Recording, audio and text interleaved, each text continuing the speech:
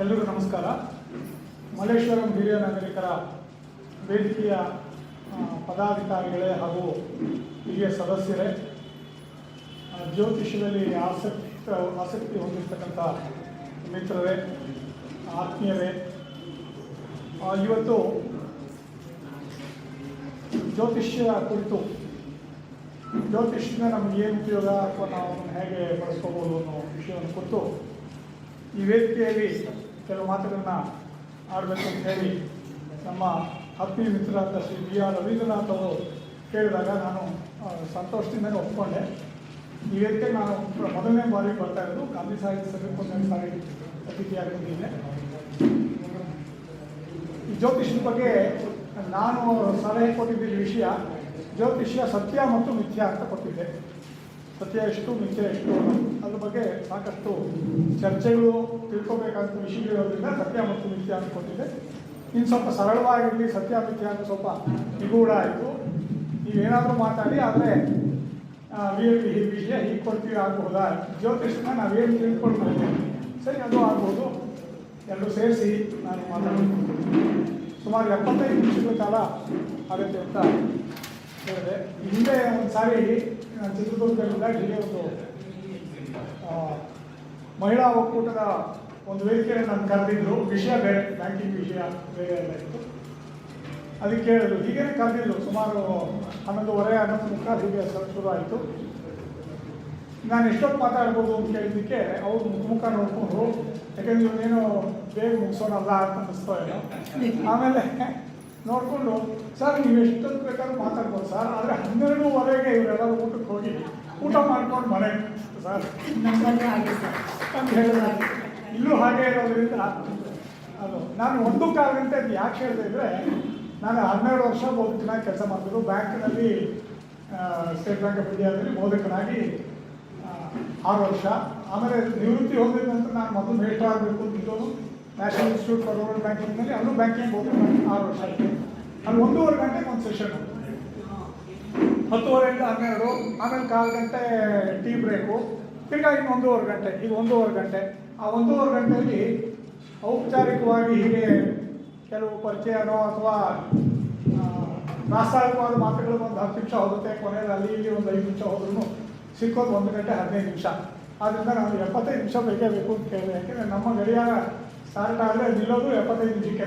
10 ನಿಮಿಷ 15 ನಿಮಿಷಕ್ಕೆ ನಾನು ಒಪ್ಕೊಳ್ಳೋಕೆ ಆಗೋದೇ ಇಲ್ಲ. ಆಭಾಸ ಆಗುತ್ತೆ. 10 ನಿಮಿಷ ಅಂದರೆ 30 ನಿಮಿಷ ಕೊಡೋಗುತ್ತೆ. ಈ 75 ನಿಮಿಷ ಬಹುಶಃ ಜ್ಯೋತಿಷ್ಯವನ್ನು ಕುರಿತು ಸಾಮಾನ್ಯವಾಗಿರ್ತಕ್ಕಂಥ ತಪ್ಪು ಕಲ್ಪನೆಗಳು ಅಥವಾ ಅದರ ಬಗ್ಗೆ ತಿಳ್ಕೊಳ್ಬೇಕಾದಂಥ ಅಂಶ, ಅದರಿಂದ ಸ್ವಾರಸ್ಯನ ತಿಳಿಸೋದಕ್ಕೆ ನಾನು ಪ್ರಯತ್ನ. ನಿಮಗೆಲ್ಲರಿಗೂ ಗೊತ್ತಿರೋ ಹಾಗೆ ಭಾರತೀಯ ಜೀವನದ ಅವಿಭಾಜ್ಯ ಅಂಗ ಅಂತ ಹೇಳ್ಬೋದು ಜ್ಯೋತಿಷ್ಯ. ಜ್ಯೋತಿಷ್ಯ ಅನ್ನೋದನ್ನ ನಮ್ಮ ಭಾರತದ ಜೀವನದ ಅವಿಭಾಜ್ಯ ಅಂಗ ಅಂತ ಹೇಳ್ಬೋದು.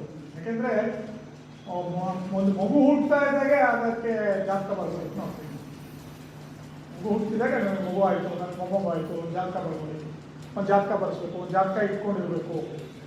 ಏನು ಬರೆದಿದ್ದಾರೆ ಏನೋ ಅದು ಬೇರೆ ಮಾತು, ಆದರೆ ಜಾತಕ ಅನ್ನೋದು ಇರಬೇಕು ಅನ್ನೋ ಒಂದು ಗೃಹ ಪ್ರವೇಶ ಮಾಡಬೇಕು, ಒಂದು ಮದುವೆ ಮಾಡಬೇಕು, ಅದಕ್ಕೆ ಲಗ್ನ ನಿಶ್ಚಯ ಮಾಡಬೇಕು, ಗೃಹ ಪ್ರವೇಶಕ್ಕೆ ಮುಹೂರ್ತ ನಿಗದಿಪಡಿಸಬೇಕು, ಬೇರೆ ಬೇರೆ ಸಮಾರಂಭಗಳು, ಮಗು ಮೇಲೆ ನಾಮಕರಣ ಇರ್ಬೋದು, ಮತ್ತೊಂದು ಇರ್ಬೋದು, ಕಿವಿ ಚುಚ್ಚೋದು, ಮತ್ತು ಅನ್ನಪ್ರಾಶನ ಇತ್ಯಾದಿ ಎಲ್ಲದಕ್ಕೂ, ಆಮೇಲೆ ಉಪನಯನ ಆಗಬೇಕಾದ್ರೆ ಪ್ರತಿಯೊಂದಕ್ಕೂ ಮುಹೂರ್ತ. ಈ ಮುಹೂರ್ತ ದೃಷ್ಟಿಯಿಂದ ಜಾತಕ ಮುಹೂರ್ತ, ಅದಕ್ಕೋಸ್ಕರ ಜ್ಯೋತಿಷ್ಯ ಬಳಸ್ತಾರೆ. ಆಮೇಲೆ ಮದುವೆ ಮಾಡೋಕ್ಕೆ ಮುಂಚೆ ವಧುವರರ ಜಾತಕಗಳ ಹೊಂದಾಣಿಕೆಗೋಸ್ಕರ ಜ್ಯೋತಿಷ್ಯವನ್ನು ಬಳಸ್ತಾರೆ. ನಿತ್ಯ ಪಂಚಾಂಗ ನೋಡ್ಬಿಟ್ಟೆ ಎಷ್ಟೋ ಜನ ಪಂಚಾಂಗದಲ್ಲಿ ಒಂದು ಹೆಚ್ಚಾಗ ಅವತ್ತಿನ ಪಂಚಾಂಗ ಓದ್ಬಿಟ್ಟೇನೆ ಅವರು ತಮ್ಮ ದಿನಚರಿಯನ್ನು ಆರಂಭ ಮಾಡೋಂಥವ್ರು ಅನೇಕರಿದ್ದಾರೆ.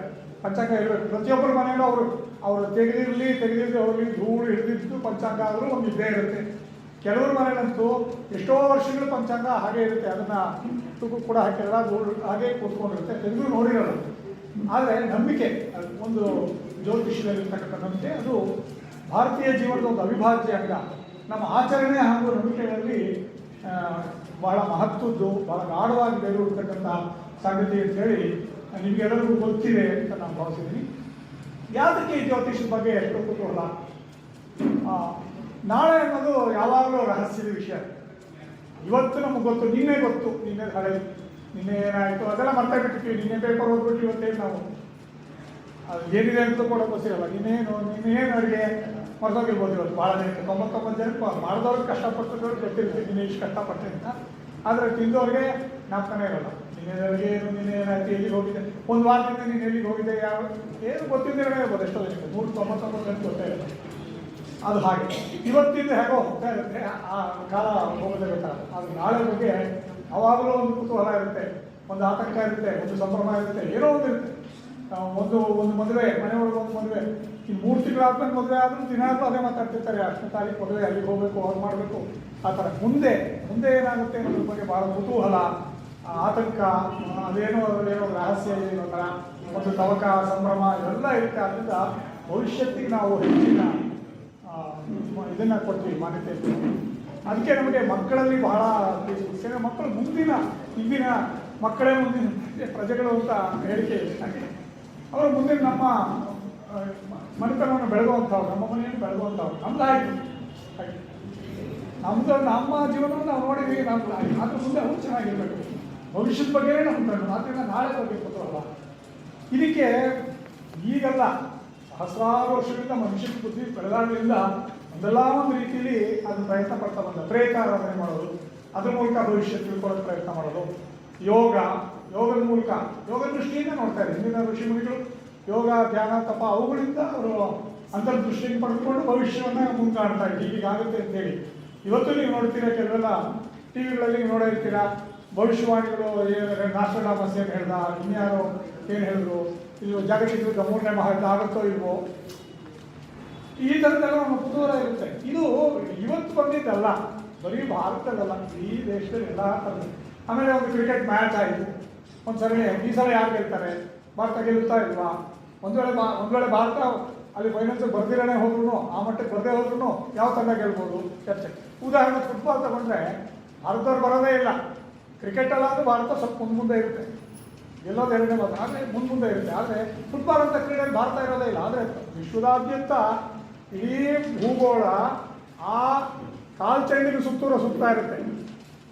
ಫುಟ್ಬಾಲ್ ಇದಾದಾಗ, ಅಂತಾರಾಷ್ಟ್ರೀಯ ಪಂದ್ಯಗಳಾದಾಗ ಇಡೀ ವಿಶ್ವ, ಭೂಮಿ, ಸೂರ್ಯನಿಗೆ ಆಶ್ಚರ್ಯ, ಏನಪ್ಪ ಇಡೀ ಭೂಮಿ ಈ ಫುಟ್ಬಾಲ್ ಸುತ್ತಿದೆಯಲ್ಲ ಅನ್ನೋಷ್ಟು ಮಟ್ಟಿಗೆ ಆ ಕಡೆ.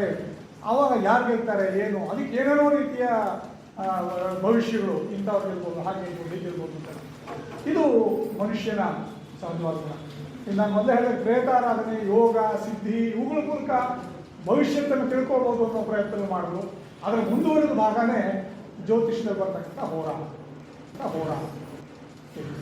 ಇಲ್ಲಿ ನಮ್ಮ ಭಾರತದ ಜ್ಞಾನಕ್ಕೆ ಸಂಬಂಧಪಟ್ಟಾಗೆ ವೇದಗಳು, ಸಾಮಾನ್ಯವಾಗಿ ಭಾರತೀಯ ಜ್ಞಾನದ ಮೂಲ ಅಂದರೆ ಯಾವುದು ಅಂತ ನಾವು ಚಿಂತನೆ ಮಾಡಕ್ಕೆ ಹೋದರೆ, ಭಾರತದ ಚಿಂತನೆಯ ಮೂಲ ಯಾವುದು ಅಂತ ವೇದಕ್ಕೆ ಯಾವುದು? ವೇದನೇ, ಎಲ್ಲಕ್ಕೂ ಮೂಲ ವೇದ. ಹಾಗೆ ವೇದ, ವಿತ್ ಅಂದರೆ ತಿಳ್ಕೊಳ್ಳೋದು ಅಂತ. ಆ ವೇದದ 4 ವೇದಗಳು ನಿಮ್ಗೆ ಗೊತ್ತಿದೆ, ಋಗ್ವೇದ, ಯಜುರ್ವೇದ, ಸಾಮ, ಅಥರ್ವವೇದ ಅಂತ. ಆದರೆ ಆ ವೇದಕ್ಕೆ 6 ಅಂಗಗಳು, ವೇದಾಂಗಗಳು ಅಂತ ಹೇಳುತ್ತೆ. ವೇದಗಳು, ಆ ವೇದಗಳನ್ನ ಅರ್ಥ ಮಾಡ್ಕೊಳ್ಳೋಕ್ಕೆ, ವೇದಗಳನ್ನ ಅಧ್ಯಯನ ಮಾಡೋಕ್ಕೆ, ವೇದಗಳನ್ನ ಅದರ ಅರ್ಥವನ್ನು ತಿಳಿದುಕೊಳ್ಳೋದಕ್ಕೆ ಅದರ ಅಂಗಗಳು ಅಂತ ಹೇಳಿ 4, ಅದರ ಭಾಗಗಳು ಅಂತಲೇ. ವೇದ ಅಲ್ಲ ಅದು, ಆದರೆ ವೇದದ ಅಂಗಗಳು, ವೇದದ ತಿಳುವಳಿಕೆಯನ್ನು ಪಡೆದುಕೊಳ್ಳೋಕ್ಕೆ ಪೂರಕವಾಗತಕ್ಕಂಥ ಸಾಹಿತ್ಯ ಅಥವಾ ಒಂದು ಸಲಕರಣೆ ಅನ್ನೋ ಥರ 6 ಹೆಸರಿಸ್ತಾರೆ. ವೇದಗಳು 4 ಹೆಸರು ಹೇಳಿದಾಗೆ 6 ಅದು ಕೆಲವರು ಗೊತ್ತಿದೆ. ಶಿಕ್ಷಾ, ಕಲ್ಪ, ವ್ಯಾಕರಣ, ಛಂದಸ್ಸು, ನಿರುಕ್ತ ಮತ್ತು ಜ್ಯೋತಿಷ ಅಂತ ಇದು ಬರ್ತದೆ. ಈ 6 ಅಲ್ಲಿ ಯಾತಕ್ಕಿಲ್ಲ ಅಂತ ಹೇಳಿದೆ ಅಂದರೆ, ಜ್ಯೋತಿಷ್ಯ ಕೂಡ ಈ ಅಂಗಗಳಲ್ಲಿ ಒಂದು. ಶಿಕ್ಷಾ, ಕಲ್ಪ, ವ್ಯಾಕರಣ, ನಿರುಕ್ತ, ಛಂದಸ್ಸು ಮತ್ತು ಜ್ಯೋತಿಷ, ಈ 6 ವೇದಾಂಗಗಳು ಅಂತ ಕರೀತಾರೆ. ಆದ್ದರಿಂದ ಜ್ಯೋತಿಷಕ್ಕೆ ಎಷ್ಟು ಪ್ರಾಮುಖ್ಯ ಇದೆ ಅನ್ನೋದು ಇಲ್ಲಿ ತಿಳಿಯುತ್ತೆ. ವೇದದ ಅಂಗ ಜ್ಯೋತಿಷ ಅಂತ ಇಲ್ಲಿ ಭಾರತೀಯ ಸಂಸ್ಕೃತಿಯಲ್ಲಿ ಬಂದಿರತಕ್ಕಂಥದ್ದು, ಹೊಸದಾಗಿ ಯಾರು ಹೇಳಬೇಕಾದೇನಿಲ್ಲ. ಶಿಕ್ಷಾ ಅಂದ್ರೆ ಏನು ಅಂದರೆ, ವೇದ ಮಂತ್ರಗಳನ್ನು ಹೇಳುವಾಗ ಎತ್ತರವಾದ ಧ್ವನಿಯನ್ನು ಹೇಳೋದು, ತಗ್ಗಿಸಿರೋದು, ಉದಾತ್ತ, ಅನುದಾತ್ತ, ಸ್ವರಿತ ಅಂತೆಲ್ಲ ಬರುತ್ತೆ. ಮಂತ್ರಗಳು ಹೇಳುವಾಗ ಅಗ್ನಿಮೀಳೆ ಪುರೋಹಿತಂ ಯಜ್ಞಸ್ಯ ದೇವಮೃತ್ಯುಜಂ ಹೋತಾರಂ ರತ್ನಧಾತಮಂ, ಋಗ್ವೇದದ ಮೊದಲನೇ ಮಂತ್ರ. ಆ ಎಲ್ಲಿ ಏರಿಸಬೇಕು, ಎಲ್ಲಿ ಇಳಿಸ್ಬೇಕು, ಕೃತ ಎಲ್ಲಿ ಬರಬೇಕು, ಈ ಥರದ್ದೆಲ್ಲ ಅದನ್ನು ಹೇಳ್ಕೊಡ್ತಕ್ಕಂಥದ್ದು ಶಿಕ್ಷಾ ಅನ್ನೋ ಒಂದು ಪದ್ಧತಿ. ಆ ರೀತಿಯೇ ಹೇಳಬೇಕು, ವೇದ ಮಂತ್ರಗಳನ್ನ ಹಾಗೇ ಹೇಳಬೇಕು. ಅದು ಅದು ಶಿಕ್ಷಾ ಅಂತಕ್ಕಂಥ ಶಿಸ್ತು. ಅದು ಎರಡನೇದು ಕಲ್ಪ ಅಂತಕ್ಕಂಥದ್ದು. ಕಲ್ಪ ಅಂದರೆ ಧಾರ್ಮಿಕ ವಿಧಿವಿಧಾನಗಳು. ಧಾರ್ಮಿಕ ವಿಧಿಗಳನ್ನ ಹೇಗೆ ಆಚರಿಸಬೇಕು, ಒಂದು ಯಜ್ಞ ಹೇಗೆ ಮಾಡಬೇಕು, ಸೋಮಯಜ್ಞ ಆದರೆ ಹೇಗೆ ಮಾಡಬೇಕು, ಇನ್ಯಾವುದೋ ಒಂದು ಪುತ್ರಕಾಮ ಯಜ್ಞ ಆದರೆ ಹೇಗೆ ಮಾಡಬೇಕು, ಹೀಗೆ ಬೇರೆ ಬೇರೆ ರೀತಿಯ ಯಜ್ಞಗಳನ್ನ ಹೇಗೆ ಮಾಡಬೇಕು, ಆ ಥರದ್ದನ್ನೆಲ್ಲ ವಿವರಿಸ್ತಕ್ಕಂಥದ್ದನ್ನು ಕಲ್ಪ ಅಂತ ಹೇಳ್ತಾರೆ. ಮೂರನೇದು ವ್ಯಾಕರಣ. ವ್ಯಾಕರಣ ನಿಮಗೆ ಗೊತ್ತಿರುವಂಥದ್ದೇ, ಭಾಷೆಗೆ ಸಂಬಂಧಪಟ್ಟಂಥದ್ದು. ಭಾಷೆಯ ನಿಯಮಗಳು, ಶಬ್ದಗಳು ಹೇಗೆ ಉತ್ಪತ್ತಿ ಆಯಿತು, ಎಲ್ಲೆಲ್ಲಿ ಉತ್ಪತ್ತಿ ಸ್ಥಾನಗಳು ಯಾವುದು, ಅಕ್ಷರಗಳೇನು, ಸಂಯುಕ್ತಾಕ್ಷರಗಳೇನು, ಹೇಗೆ ಪದಗಳ ಬಳಕೆ ಹೇಗೆ, ವ್ಯಾಕರಣ ನಿಮಗೆ ಗೊತ್ತಿದೆ. ಸಂಸ್ಕೃತದಲ್ಲಿ ಪಾಣಿನಿ ವ್ಯಾಕರಣ, ಕನ್ನಡದಲ್ಲಿ ಕೇಶಿರಾಜನ ಶಬ್ದಮಣಿ ದರ್ಪಣ, ಹೀಗೆ ಇದು ವ್ಯಾಕರಣ. ನಾವು ವ್ಯಾಕರಣ ಪ್ರೌಢಶಾಲೆ ಮಟ್ಟದಲ್ಲಾದರೂ ಸ್ವಲ್ಪ ಮಟ್ಟಿಗೆ ಎಲ್ಲರೂ ಕಲಿತೇ ಇರಬೇಕು. ನಾಮಪದ, ಸರ್ವನಾಮ, ಗುಣವಾಚಕ, ಕ್ರಿಯಾವಾಚಕ ಇತ್ಯಾದಿ ಇವೆಲ್ಲ ವ್ಯಾಕರಣ. ವಾಕ್ಯಗಳ ರಚನೆ, ಪದಗಳ ಸ್ವರೂಪಗಳು, ವಿಭಕ್ತಿ, ಪ್ರತ್ಯಯ ಇತ್ಯಾದಿ ಎಲ್ಲ ಅದು ವ್ಯಾಕರಣ. ಆಮೇಲೆ ನಿರುಕ್ತ. ನಿರುಕ್ತ ಅಂದರೆ ಒಂದು ಪದದ ಮೂಲ ಯಾವುದು, ಎಲ್ಲಿಂದ ಬಂತ ಪದ, ಹೇಗೆ ಬಂತು, ಅದರ ಅರ್ಥ ಏನು, ಆ ಪದಗಳು ಒಂದಕ್ಕೊಂದು ಸೇರಿದಾಗ ಹೇಗೆ ಬಿಡಿಸಿ ಅರ್ಥ ಹೇಳಬೇಕು, ಅದು ನಿರುಕ್ತ ಅಂತ ಹೇಳಿ. ನಮ್ಮಲ್ಲಿ ವೇದ ಪಾಠಗಳು ಆಗುತ್ತೆ, ಅನೇಕರು ವೇದ ಕಲಿತಾರೆ, ಪಾಠಗಳು ಮಾಡ್ಕೋತಾರೆ, ಆದರೆ ಅದರ ಅರ್ಥ ತಿಳ್ಕೊಳ್ಳೋಕೆ ಪ್ರಯತ್ನ ಮಾಡಬೇಕು. 10 ವರ್ಷ ಬಾಯ್ಪಾಠ ಮಾಡಿ ಮಾಡಿ ಮಾಡಿ ತುಂಬ ಚೆನ್ನಾಗಿ ಹೇಳ್ತಾರೆ, ಆದರೆ ಅದರ ಅರ್ಥವನ್ನು ತಿಳ್ಕೊಳ್ಳೋಕೆ ಪ್ರಯತ್ನ ಮಾಡೋದು ಸ್ವಲ್ಪ ಅನ್ಯಾಯ, ತಪ್ಪು ಅಂತಲೇ ಅನಿಸುತ್ತೆ. ಆ ಕಡೆ ಕೂಡ ನಮ್ಮ ಗಮನ ಹರಿಬೇಕಾಗಿದೆ. ಯಾಕೆಂದರೆ ಮೊದಲು ಹಾಗೆ ಹೇಳಬೇಕಾದ್ದು ಬಹಳ ಮುಖ್ಯ. ಯಾಕೆಂದರೆ ದಾಖಲೆಗಳು ಬರೆದಿದ್ದಂಥ ದಾಖಲೆ ಇರ್ತಿರಲಿಲ್ಲ, ಟೇಪ್ ರೆಕಾರ್ಡ್ಗಳಿಲ್ಲ. ಅದರಿಂದ ಹೇಳಿ ಹೇಳಿ ಅದನ್ನು ಧಾಟಿನ ಭದ್ರಪಡಿಸ್ಕೋಬೇಕು, ಸ್ಥಿರಪಡಿಸ್ಕೋಬೇಕು. ಆದ್ದರಿಂದ ಅದು ಸರಿ. ಅದರ ಅರ್ಥ ತಿಳ್ಕೊಳ್ತಾ ಇದ್ದರೆ ಎಲ್ಲೋ ಒಂದು ಸ್ವಲ್ಪ ಕೊರತೆ ಆಗುತ್ತೆ, ವೇದಿಕೆ ಉದ್ದೇಶಕ್ಕೆ ತೊಂದರೆ ಆಗುತ್ತೆ. ನಿರುಕ್ತ ಅನ್ನೋದು ಬಹಳ ಮುಖ್ಯ. ನಿರುಕ್ತ ಅರ್ಥವನ್ನು ಹೇಗೆ ಮಾಡಬೇಕು, ಹೇಗೆ ಪದಗಳು ಈಗಿಂದ ಹೇಗೆ ಬಿಡಿಸ್ಬೇಕು, ಅದರ ಅರ್ಥ ಏನು, ಒಂದು ಪದದ ಮೂಲ ಯಾವುದು ಇತ್ಯಾದಿ ಹೋಗೋದು ನಿರುಕ್ತ ಅನ್ನೋ. ಇವೆಲ್ಲ ವೇದದ ಅಂಗಗಳು. ಆಮೇಲೆ ಛಂದಸ್ಸು. ಛಂದಸ್ಸು ಸಾಮಾನ್ಯವಾಗಿ ಕಾವ್ಯದಲ್ಲಿ ಬರ್ತಕ್ಕಂಥದ್ದು. ವೈದಿಕ ಸಾಹಿತ್ಯದಲ್ಲಿ ಕೂಡ ಛಂದಸ್ಸು ಬರುತ್ತೆ. ಗಾಯತ್ರಿ ಛಂದಸ್ಸು, ಮಂತ್ರಗಳು ಕೆಲವು ಛಂದಸ್ನಲ್ಲಿದೆ. ಇವಾಗ ಗಾಯತ್ರಿ ಮಂತ್ರ ಗಾಯತ್ರಿ ಛಂದಸ್ನಲ್ಲಿದೆ. ಅನುಷ್ಠುಪ್ ಛಂದಸ್ಸು, ಎಲ್ಲ ಶ್ಲೋಕಗಳು ಅನುಷ್ಠುಪ್ ಛಂದಸ್ನಲ್ಲಿದೆ. ಉಷ್ಣಿಕ್ ಛಂದಸ್ಸು, ಈಗ ಸಂಸ್ಕೃತ ಛಂದಸ್ಸುಗಳೆಲ್ಲ ಇದೆ, ಅದು ವೇದಕ್ಕೆ ಸಂಬಂಧಪಟ್ಟಾಗೆ. ಅದಲ್ಲದೆ ಕಾವ್ಯಕ್ಕೆ ಬಂದರೆ ಬೇಕಾದಷ್ಟು ಛಂದಸ್ಸಿದೆ. ಕಾವ್ಯಗಳು ಬೇರೆ ಬೇರೆ ಛಂದಸ್ಸಿನಲ್ಲಿ ಬಂದಂಥದ್ದು. ಕನ್ನಡದಲ್ಲಿ ತಗೊಂಡ್ರೆ ಷಟ್ಪದಿ, ತ್ರಿಪದಿ, ಸರ್ವಜ್ಞದಲ್ಲೆಲ್ಲ ತ್ರಿಪದಿಗಳಿದೆ. ಕುಮಾರವ್ಯಾಸಂದ್ರೆ ಷಟ್ಪದಿ, ಹೀಗೆ ರತ್ನಾಕರವರ್ಣಿ ಬರೆದಿರೋ ಭರತೇಶ್ವರ ಸಾಂಗತ್ಯದಲ್ಲಿದೆ. ಇವೆಲ್ಲ ಛಂದಸ್ಸಿಗೆ ಸಂಬಂಧಪಟ್ಟಂಥದ್ದು. ಅದು ಛಂದಸ್ಸು. ಛಂದಸ್ಸು ಇಲ್ಲಿ ನಾವು ಕಾವ್ಯದ್ದು ಮಾತ್ರ ಅಲ್ಲ, ವೈದಿಕದ್ದು ತಗೋಬೇಕು. ಯಾಕೆಂದರೆ ವೇದಾಂಗ ಅಂತ ಅವ್ರು ಹೇಳುವಾಗ ವೈದಿಕ ಛಂದಸ್ಸನ್ನು ಕೊಡ್ತಾರೆ ಹೇಳ್ತಾರೆ. ಛಂದಸ್ಸು ಮತ್ತು ಜ್ಯೋತಿಷ ಇವಾಗ ನಾವು ಮಾತಾಡೋದು, ನಾವು ಚರ್ಚೆ ಮಾಡ್ತಕ್ಕಂಥ ವಿಷಯ. ಇದು ಕೂಡ ವೇದದ ಅಂಗ ಅನ್ನೋದನ್ನು ಇಲ್ಲಿ ಗಮನಿಸಬೇಕು. ಹೇಗೆ ಜ್ಯೋತಿಷ ವೇದದ ಅಂಗ ಆಯಿತು, ಯಾಕೆ? ಯಾಕೆಂದರೆ ದಿನಗಳ ಗಣನೆಗೆ ಜ್ಯೋತಿಷ ಆರಂಭ ಆಗಿತ್ತು. ಮೊದಲು ಆಕಾಶಕಾಯಗಳನ್ನ ಮನುಷ್ಯ ಪ್ರತಿ ದಿವಸ ನೋಡ್ತಾ ಇಲ್ಲ. ಸೂರ್ಯ ಚಂದ್ರದಂತೂ ಕಾಣಿಸ್ತಾರೆ, ಎತ್ತರು ನಕ್ಷತ್ರಗಳು ಕಾಣುತ್ತೆ. ಸೂರ್ಯ ಚಂದ್ರ ಕಂಡೇ ಕಾಣುತ್ತೆ, ನಕ್ಷತ್ರ ಕಾಣುತ್ತೆ, ಅನೇಕ ನಕ್ಷತ್ರಗಳು. ಆಮೇಲೆ ಭೂಮಿ ಸೂರ್ಯನ ಸುತ್ತಲ ಸುತ್ತೋದು ಗೊತ್ತಿದೆ ಇದ್ರು ಕೂಡ ಸೂರ್ಯನೇ ಭೂಮಿ ಸುತ್ತಲ ಸುತ್ತ ಅಂತ ತಿಳ್ಕೊಂಡಿದ್ದು ಮೊದಲು ತಿಳ್ಕೊಂಡಿದ್ದು. ಇವಾಗ ನಮಗೆ ಕಾಣೋದು ಮೊದಲು ತಿಳ್ಕೊಂಡಿದ್ದಿರಲಿ. ನಮಗೆ ಕಾಣೋದು ಹೇಗೆ? ಪೂರ್ವದಲ್ಲಿ ಸೂರ್ಯ ಹುಟ್ಟುತ್ತಾನೆ, ಪಶ್ಚಿಮದಲ್ಲಿ ಮುಳುಗ್ತಾನೆ, ಭೂಮಿಯಲ್ಲಿ ಇದ್ದಲ್ಲೇ ಇದೆ, ನಾವಿದ್ದಲ್ಲೇ ಇದ್ದೀವಿ ಅಂತ ತಾನೆ. ಇದು ವೈಜ್ಞಾನಿಕವಾಗಿ ಕೂಡ ಸರಿ, ತಪ್ಪಲ್ಲ. ಯಾಕೆಂದರೆ ಇವಾಗ ನಾವು ಒಂದು ಕಾರಿನಲ್ಲಿ ಹೋಗ್ತಾ ಇದ್ದರೆ ಮರಗಳು ಹಿಂದಕ್ಕೆ ಹೋಗ್ತಾ ಇದ್ದೆ ಕಾಣ್ತದೆ. ಮರಗಳು ಹಿಂದೆ ಹೋಗಿರಲಿಲ್ಲ, ಕಾರು ಮುಂದಕ್ಕೆ ಹೋಗ್ತಿದೆ. ಆದರೆ ಎರಡೂ ಒಂದೇ. ಇವಾಗ ಜಿಯೋಸೆಂಟ್ರಿಕ್ ಕ್ಯಾಲ್ಕುಲೇಷನ್ಸ್ ಇರುತ್ತೆ. ಭೂಕೇಂದ್ರಿತ ಲೆಕ್ಕಾಚಾರಗಳು. ಭೂಮಿನೇ ಕೇಂದ್ರವಾಗಿದೆ, ಉಳಿದ ಗ್ರಹಗಳು ಸುತ್ತಾ ಇದೆ ಅಂತ ತಿಳ್ಕೊಂಡು ಎಲ್ಲ ಲೆಕ್ಕಾಚಾರಗಳು ಆ ರೀತಿಯೇ ಮಾಡಬಹುದು. ಇವಾಗ ಜ್ಯೋತಿಷದೊಳಗೆ ಆಗಿರೋದು ಹಾಗೆ. ಅದಕ್ಕೂ ವ್ಯತ್ಯಾಸ ಏನು ಬರಲ್ಲ. ಯಾವುದನ್ನು ಕೇಂದ್ರ ಅಂತ ಇಟ್ಕೊಂಡು ರಿಲೇಟಿವ್ ಟು ಯಾವುದು ಅದೆಷ್ಟು ಮೂವ್ ಆಯಿತು ಅಂತ ಅಷ್ಟೇ. ಹಾಗೆ ಆದ್ದರಿಂದ ಅದರಲ್ಲಿ ದೋಷ ಏನಲ್ಲ. ಸೂರ್ಯ ಭೂಮಿ ಸುತ್ತಾನೆ ಅಂತೇಳಿ ನಮ್ಮ ಖಗೋಳಜ್ಞರು ಏನು ಬರಲು ಸೂರ್ಯ ಭೂಮಿ ಸುತ್ತುತ್ತೆ ಅಂತ ಅವೇನು ಬರಲಿಲ್ಲ.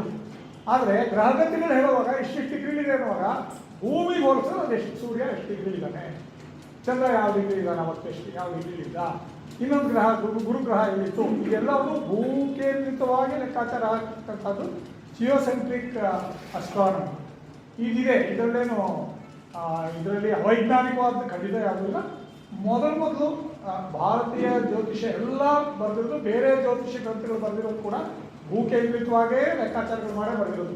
ಗ್ರಹಣಗಳು ಕರೆಕ್ಟಾಗಿ ನಿಖರವಾಗಿ ಲೆಕ್ಕ ಹಾಕಿ ಹೇಳಿದ್ರು ಕೂಡ ಇಷ್ಟನೇ ವರ್ಷ ಇಷ್ಟನೇ ಇಂಥ ತಿಂಗಳಲ್ಲಿ ಇಂಥ ತಾರೀಕಿನಲ್ಲಿ ಇಷ್ಟೊತ್ತಿಂದ ಇಷ್ಟೊತ್ತವರೆಗೂ ಗ್ರಹಣ ಸೂರ್ಯಗ್ರಹಣ ಆಗುತ್ತೆ ಅಂತ ನಿಖರವಾಗಿ ಹೇಳಬಹುದು ಈ ಲೆಕ್ಕಾಚಾರ ಹೇಳಿದ್ದಾರೆ. ಇವತ್ತಲ್ಲ, ಮಹಾಭಾರತದ ಕಾಲದಿಂದ ಹೇಳಿದ್ದಾರೆ. ಮಹಾಭಾರತದ ಕಾಲದಿಂದನೂ ಅದನ್ನು ಹೇಳಿದ್ದಾರೆ ಅಂದರೆ ನೀವು ಎಷ್ಟು ಹಳೆ ಗೊತ್ತಿರ್ಬೋದು. ಇದು ಜ್ಯೋತಿಷ್ಯವನ್ನು ಅದು ಹೇಳಿದೆ. ಇವತ್ತು ಯಾವುದನ್ನು ನಾವು ಖಗೋಳಶಾಸ್ತ್ರ ಅಂತ ಕರಿತೀವಿ ಅದು ಜ್ಯೋತಿಷ್ಯ. ಎರಡಿದೆ. ಇವಾಗ ಜ್ಯೋತಿಷ್ಯದಲ್ಲಿ ಎರಡು ಭಾಗ. ನಾವು ಈಗ ಅಸ್ಟ್ರಾಲಜಿ ಜ್ಯೋತಿಷ್ಯ ಅಲ್ಲ, ಎರಡು ಭಾಗ. ಮೊದಲು ಜ್ಯೋತಿಷ್ಯ ಅಂದರೆ ಒಂದು ಖಗೋಳಶಾಸ್ತ್ರ ಜ್ಯೋತಿಷ್ಯ ಆಗ್ತಿದ್ರು, ಎರಡನೇದಾಗಿ ಫಲಜ್ಯೋತಿಷ್ಯ. ಇಂಥ ನಕ್ಷತ್ರದಲ್ಲಿ ಹುಟ್ಟಿದವರಿಗೆ ಇಂತಿಂಥ ಫಲಗಳಾಗುತ್ತೆ, ಅದು ಸ್ವಭಾವಗಳಿಂಥದ್ದು, ಹೀಗೆ ಇಷ್ಟನೇ ವರ್ಷದಲ್ಲಿ ಹೀಗಾಗುತ್ತೆ ಅಂತೆಲ್ಲ ಹೇಳ್ತೀವಲ್ಲ, ಇದು ಫಲಜ್ಯೋತಿಷ್ಯ.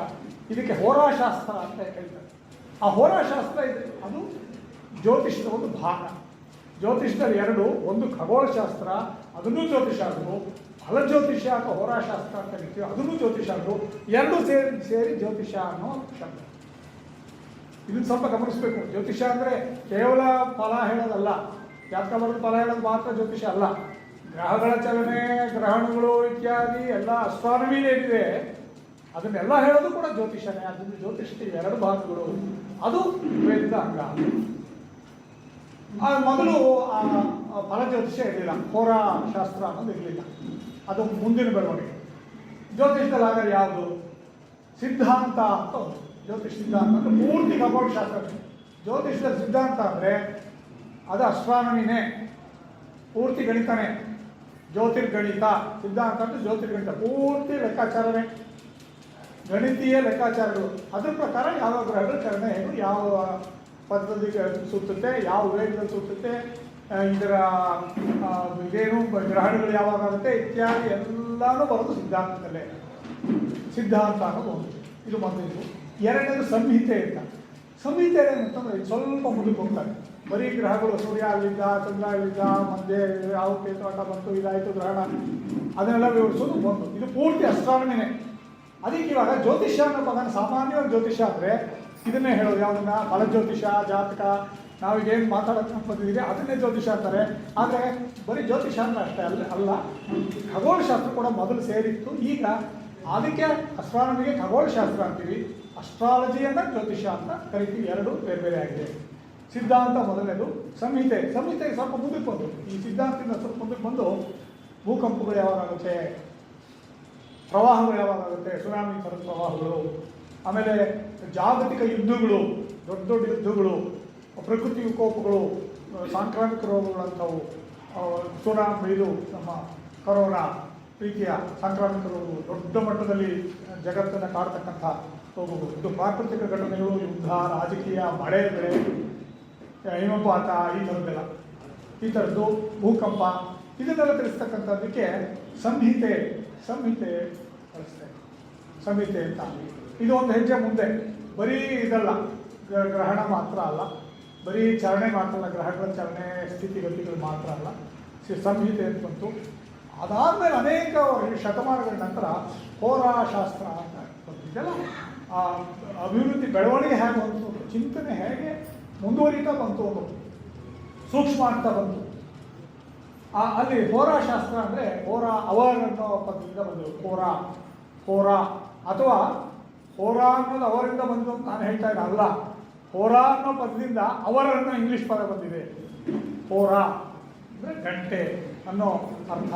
ಹೋರಾಶಾಸ್ತ್ರ ಕಾಲ ಅಂದರೆ ಈ ಹೋರಾಶಾಸ್ತ್ರದ ಒಂದು ತಿಳುವಳಿಕೆ ಮೂಲಭೂತವಾದಂಥ, ಅಥವಾ ನಾವು ಮಾತಾಡಬೇಕಾಗಿರುವಂಥ, ನಾವು ಚರ್ಚೆ ಮಾಡ್ತಾ ಇರ್ತಕ್ಕಂಥ ಜ್ಯೋತಿಷ್ಯ ಮೂಲಭೂತ ಒಂದು ಗ್ರಹಿಕೆ ಏನಪ್ಪ ಅಂದರೆ, ಮೂಲಭೂತ ಆಧಾರ ಸೂತ್ರ ಏನಪ್ಪ ಅಂದರೆ, ಪ್ರತಿಯೊಬ್ಬ ವ್ಯಕ್ತಿನೂ, ಮನುಷ್ಯರು, ಬೇರೆ ಪ್ರಾಣಿಗಳಿಗೆಲ್ಲ ಜ್ಯೋತಿಷ್ಯ, ಮನುಷ್ಯರು ಪ್ರತಿಯೊಂದು ಜೀವಿನೂ ಹುಟ್ಟಿದ ಸಮಯದಲ್ಲಿ ಗ್ರಹಗತಿಗಳು ಹೇಗಿತ್ತು,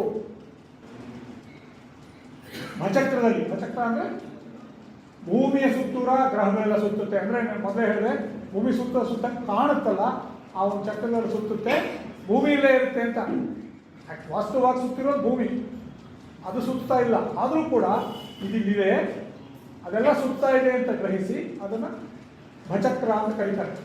ಅದನ್ನು ಆ ಭಚಕ್ರದಲ್ಲಿ ಗ್ರಹಗಳು ಎಲ್ಲೆಲ್ಲಿತ್ತು, ಈ ವ್ಯಕ್ತಿ ಇಲ್ಲಿ ಹುಟ್ಟಿದಾಗ, ಬೆಂಗಳೂರಿನಲ್ಲಿ ಒಬ್ಬ ವ್ಯಕ್ತಿ, ಮಲೇಶ್ವರದಲ್ಲಿ ಒಬ್ಬ ವ್ಯಕ್ತಿ ಹುಟ್ಟಿದಾಗ ಬೆಳಗ್ಗೆ 8 ಗಂಟೆ 10 ನಿಮಿಷಕ್ಕೆ ಒಂದು ಮಗು ಹುಟ್ಟಿದ್ರೆ, ಆ ಮಗು ಹುಟ್ಟಿದಾಗ ಯಾವ್ಯಾವ ಗ್ರಹಗಳು ಆಕಾಶದಲ್ಲಿ ಎಲ್ಲೆಲ್ಲಿತ್ತು ಎಷ್ಟೆಷ್ಟು ದಿವಸ ಹಾಕಿದ್ರೆ ಅದನ್ನು ಕುಂಡಲಿ ಅಂತ ಕರೀತಾರೆ, ಜನ್ಮ ಕುಂಡಲಿ ಅಂತ ಕರೀತಾರೆ. ಅದನ್ನು ಆಧರಿಸಿ ಏನಂದರೆ ಮುಂದಿನ ಆಗು ಹೋಗುಗಳು ಏನಾಗುವುದು ಏನಾಗುತ್ತೆ ಅಂತ ತಿಳಿಸ್ತಕ್ಕಂಥದ್ದು ಜ್ಯೋತಿಷ, ಫಲಜ್ಯೋತಿಷ. ಇದು ಅಭಿವೃದ್ಧಿ ಹೊಂದಿದ್ದು ಭಾಳ ನಿಧಾನವಾಗಿ.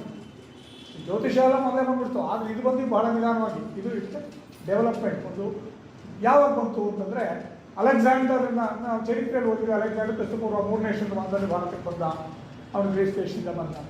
ಆವಾಗ ಕೆಲವರು ಬಂದರು, ಗ್ರೀಕ್ ಪಂಡಿತರು ಕೂಡ ಕೆಲವರು ಬಂದರು. ಅದರಲ್ಲಿ ಯವನ ರಾಜ ಅನ್ನೋರು ಯಾರೋ ಒಬ್ಬಿದ್ದ. ಯವನ ಅಂದರೆ ಗ್ರೀಕ್ ಅಂತ ಅಷ್ಟೇ, ಯವನ ಅಂದರೆ ವಿದೇಶಿಯ ಗ್ರೀಕ್ ಅಂತ ಯವನ ರಾಜ ಅಂತ ಹೇಳ್ತಾರೆ. ಅದ್ರ ಬಗ್ಗೆ ಪೂರ್ತಿ ಖಚಿತವಾದ ಮಾಹಿತಿ ಇಲ್ಲ. ಅಂತೂ ಆ ಕಾಲದಲ್ಲಿ ಬಂತು ಜ್ಯೋತಿಷ, ಫಲಜ್ಯೋತಿಷ. ಜ್ಯೋತಿಷ ಒಂದೇ ಇತ್ತು ಭಾರತದಲ್ಲಿ, ಜ್ಯೋತಿಷ ಇಲ್ಲ ಅಂತಲ್ಲ.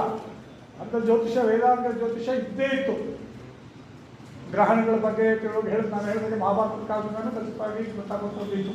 ಆದರೆ ಈ ಫಲ ಹೇಳ್ತಕ್ಕಂಥ ಜ್ಯೋತಿಷ, ಈ ಕುಂಡ್ಲಿ ಹಾಕಿ ಜಾಗೃತಿ ಎಲ್ಲ ಹೇಳಿ ನೋಡ್ತಕ್ಕಂಥ ಜ್ಯೋತಿಷ ಬಂದಿದ್ದು ಅಲೆಕ್ಸಾಂಡರ್ ಭಾರತಕ್ಕೆ ಬಂದ ಕ್ರಿಸ್ತಪೂರ್ವ 3ನೇ ಶತಮಾನದಿಂದ. ಮುಂದೆ ಆರ್ಯಭಟ ಅನ್ನೋ ಒಬ್ಬ ವಿಜ್ಞಾನಿ, ಅವನು ಗಣಿತಶಾಸ್ತ್ರಜ್ಞ ಆರ್ಯಭಟ.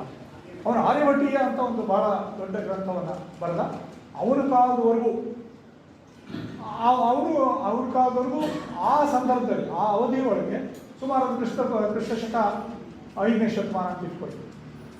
ಕ್ರಿಸ್ತಪೂರ್ವ 3ನೇ ಶತಮಾನದಿಂದ ಕ್ರಿಸ್ತಶಕ 5ನೇ ಶತಮಾನದವರೆಗಿನ ಅವಧಿಯೊಳಗೆ ಈ ಹೋರಾಶಾಸ್ತ್ರ ಅಥವಾ ನಾವೀಗ ಜ್ಯೋತಿಷ ಅಂತ ಏನು ಕರಿತೀವಿ ಅದು ಡೆವಲಪ್ ಆಗಿದ್ದು ಆ ಅವಧಿ ಅಂತ ಹೇಳ್ಬೋದು. ಆ ಅವಧಿ ಅಂತ ಹೇಳ್ಬೋದು. ಅದಕ್ಕೆ ಮುಂಚೆ ಜಾತಕ ಬರ್ಸೋದಾಗಲಿ, ಅದು ಮಾಡಿ ಅದು ಹೀಗಿದೆ, ಆ ಫಲ ಹೇಳುವಂಥ ಜ್ಯೋತಿಷ ಇತ್ತು. ಬೇರೆ ಜ್ಯೋತಿಷ ಇತ್ತು, ಲೆಕ್ಕಾಚಾರಗಳು, ಗ್ರಹಣದ ಲೆಕ್ಕಾಚಾರ ಅಥವಾ ಬೇರೆ ಗ್ರಹಗತಿಗಳು, ಗ್ರಹಗಳ ಚಲನೆ ಇತ್ಯಾದಿ ಅವೆಲ್ಲ ಲೆಕ್ಕಾಚಾರಗಳೆಲ್ಲ ಇದ್ದೇ ಇತ್ತು. ಗೊತ್ತಿಲ್ಲ ಅಂತಲ್ಲ, ಭಾರತೀಯರಿಗೂ ಗೊತ್ತಿತ್ತು, ಬೇರೆಯವ್ರಿಗೂ ಗೊತ್ತಿತ್ತು. ಇದು ಆರ್ಯಭಟನ ಕಾಲ ಕ್ರಿಸ್ತಶಕ 476 ಆ ಸಮಯದವರು ಆ ಅವಧಿಯಲ್ಲಿ ಫಲಜ್ಯೋತಿಷ ಅಥವಾ ಹೋರಾಶಾಸ್ತ್ರ ಅಂತ ಕರೀತಾರೆ. ಹೋರ ಅಂದರೆ ನಾನು ಹೇಳಿದಾಗ ಅವರ್ ಅನ್ನೋ ಪದ ಬಂದು ಹೋರಾ ಇದೆ, ಹೋರಾ. ಆಮೇಲೆ ಮೊದಲನೇ ನಮ್ಮ ಭಾರತದ ಮಟ್ಟಿಗೆ ಹೇಳೋದಾದರೆ ಬೃಹತ್ ಪರಾಶರ ಹೋರ ಅಂತ ಹೇಳಿ, ಬೃಹತ್ ಪರಾಶರ ಹೋರ ಅಂತ ಹೇಳಿ ಕ್ರಿಸ್ತಶಕ 500ರಿಂದ 500 ಒಳಗೆ ಬೃಹತ್ ಪರಾಶರ ಹೋರ ಅಂತ ಹೇಳಿ ಕಲ್ಯಾಣ ಸಿಂಹಾನ ಬರೆದ. ಅದು ಮೊದಲನೇ ಗ್ರಂಥ, ಅದು ಬಹಳ ಪ್ರಸಿದ್ಧವಾದ್ದು. ಆಮೇಲೆ ಬಂದಂಥ ವರಾಹಮಿಹಿರ ಆತ 505ನೇ ಇಸ್ವಿಯಿಂದ 582ವರೆಗೂ ಇದ್ದ ವರಾಹಮಿಹಿರ ಉಜ್ಜಯಿನಿಯಿಂದ ಅಂತ ಹೇಳ್ತಾರೆ. ಕಾಲ ಕೂಡ ಅಷ್ಟೊಂದು ಖಚಿತ ಇದಾಗಿದೆ, ಖಚಿತವಾಗಿಲ್ಲ. ಅದು ಸುಮಾರು 6ನೇ ಶತಮಾನ. ಅವರು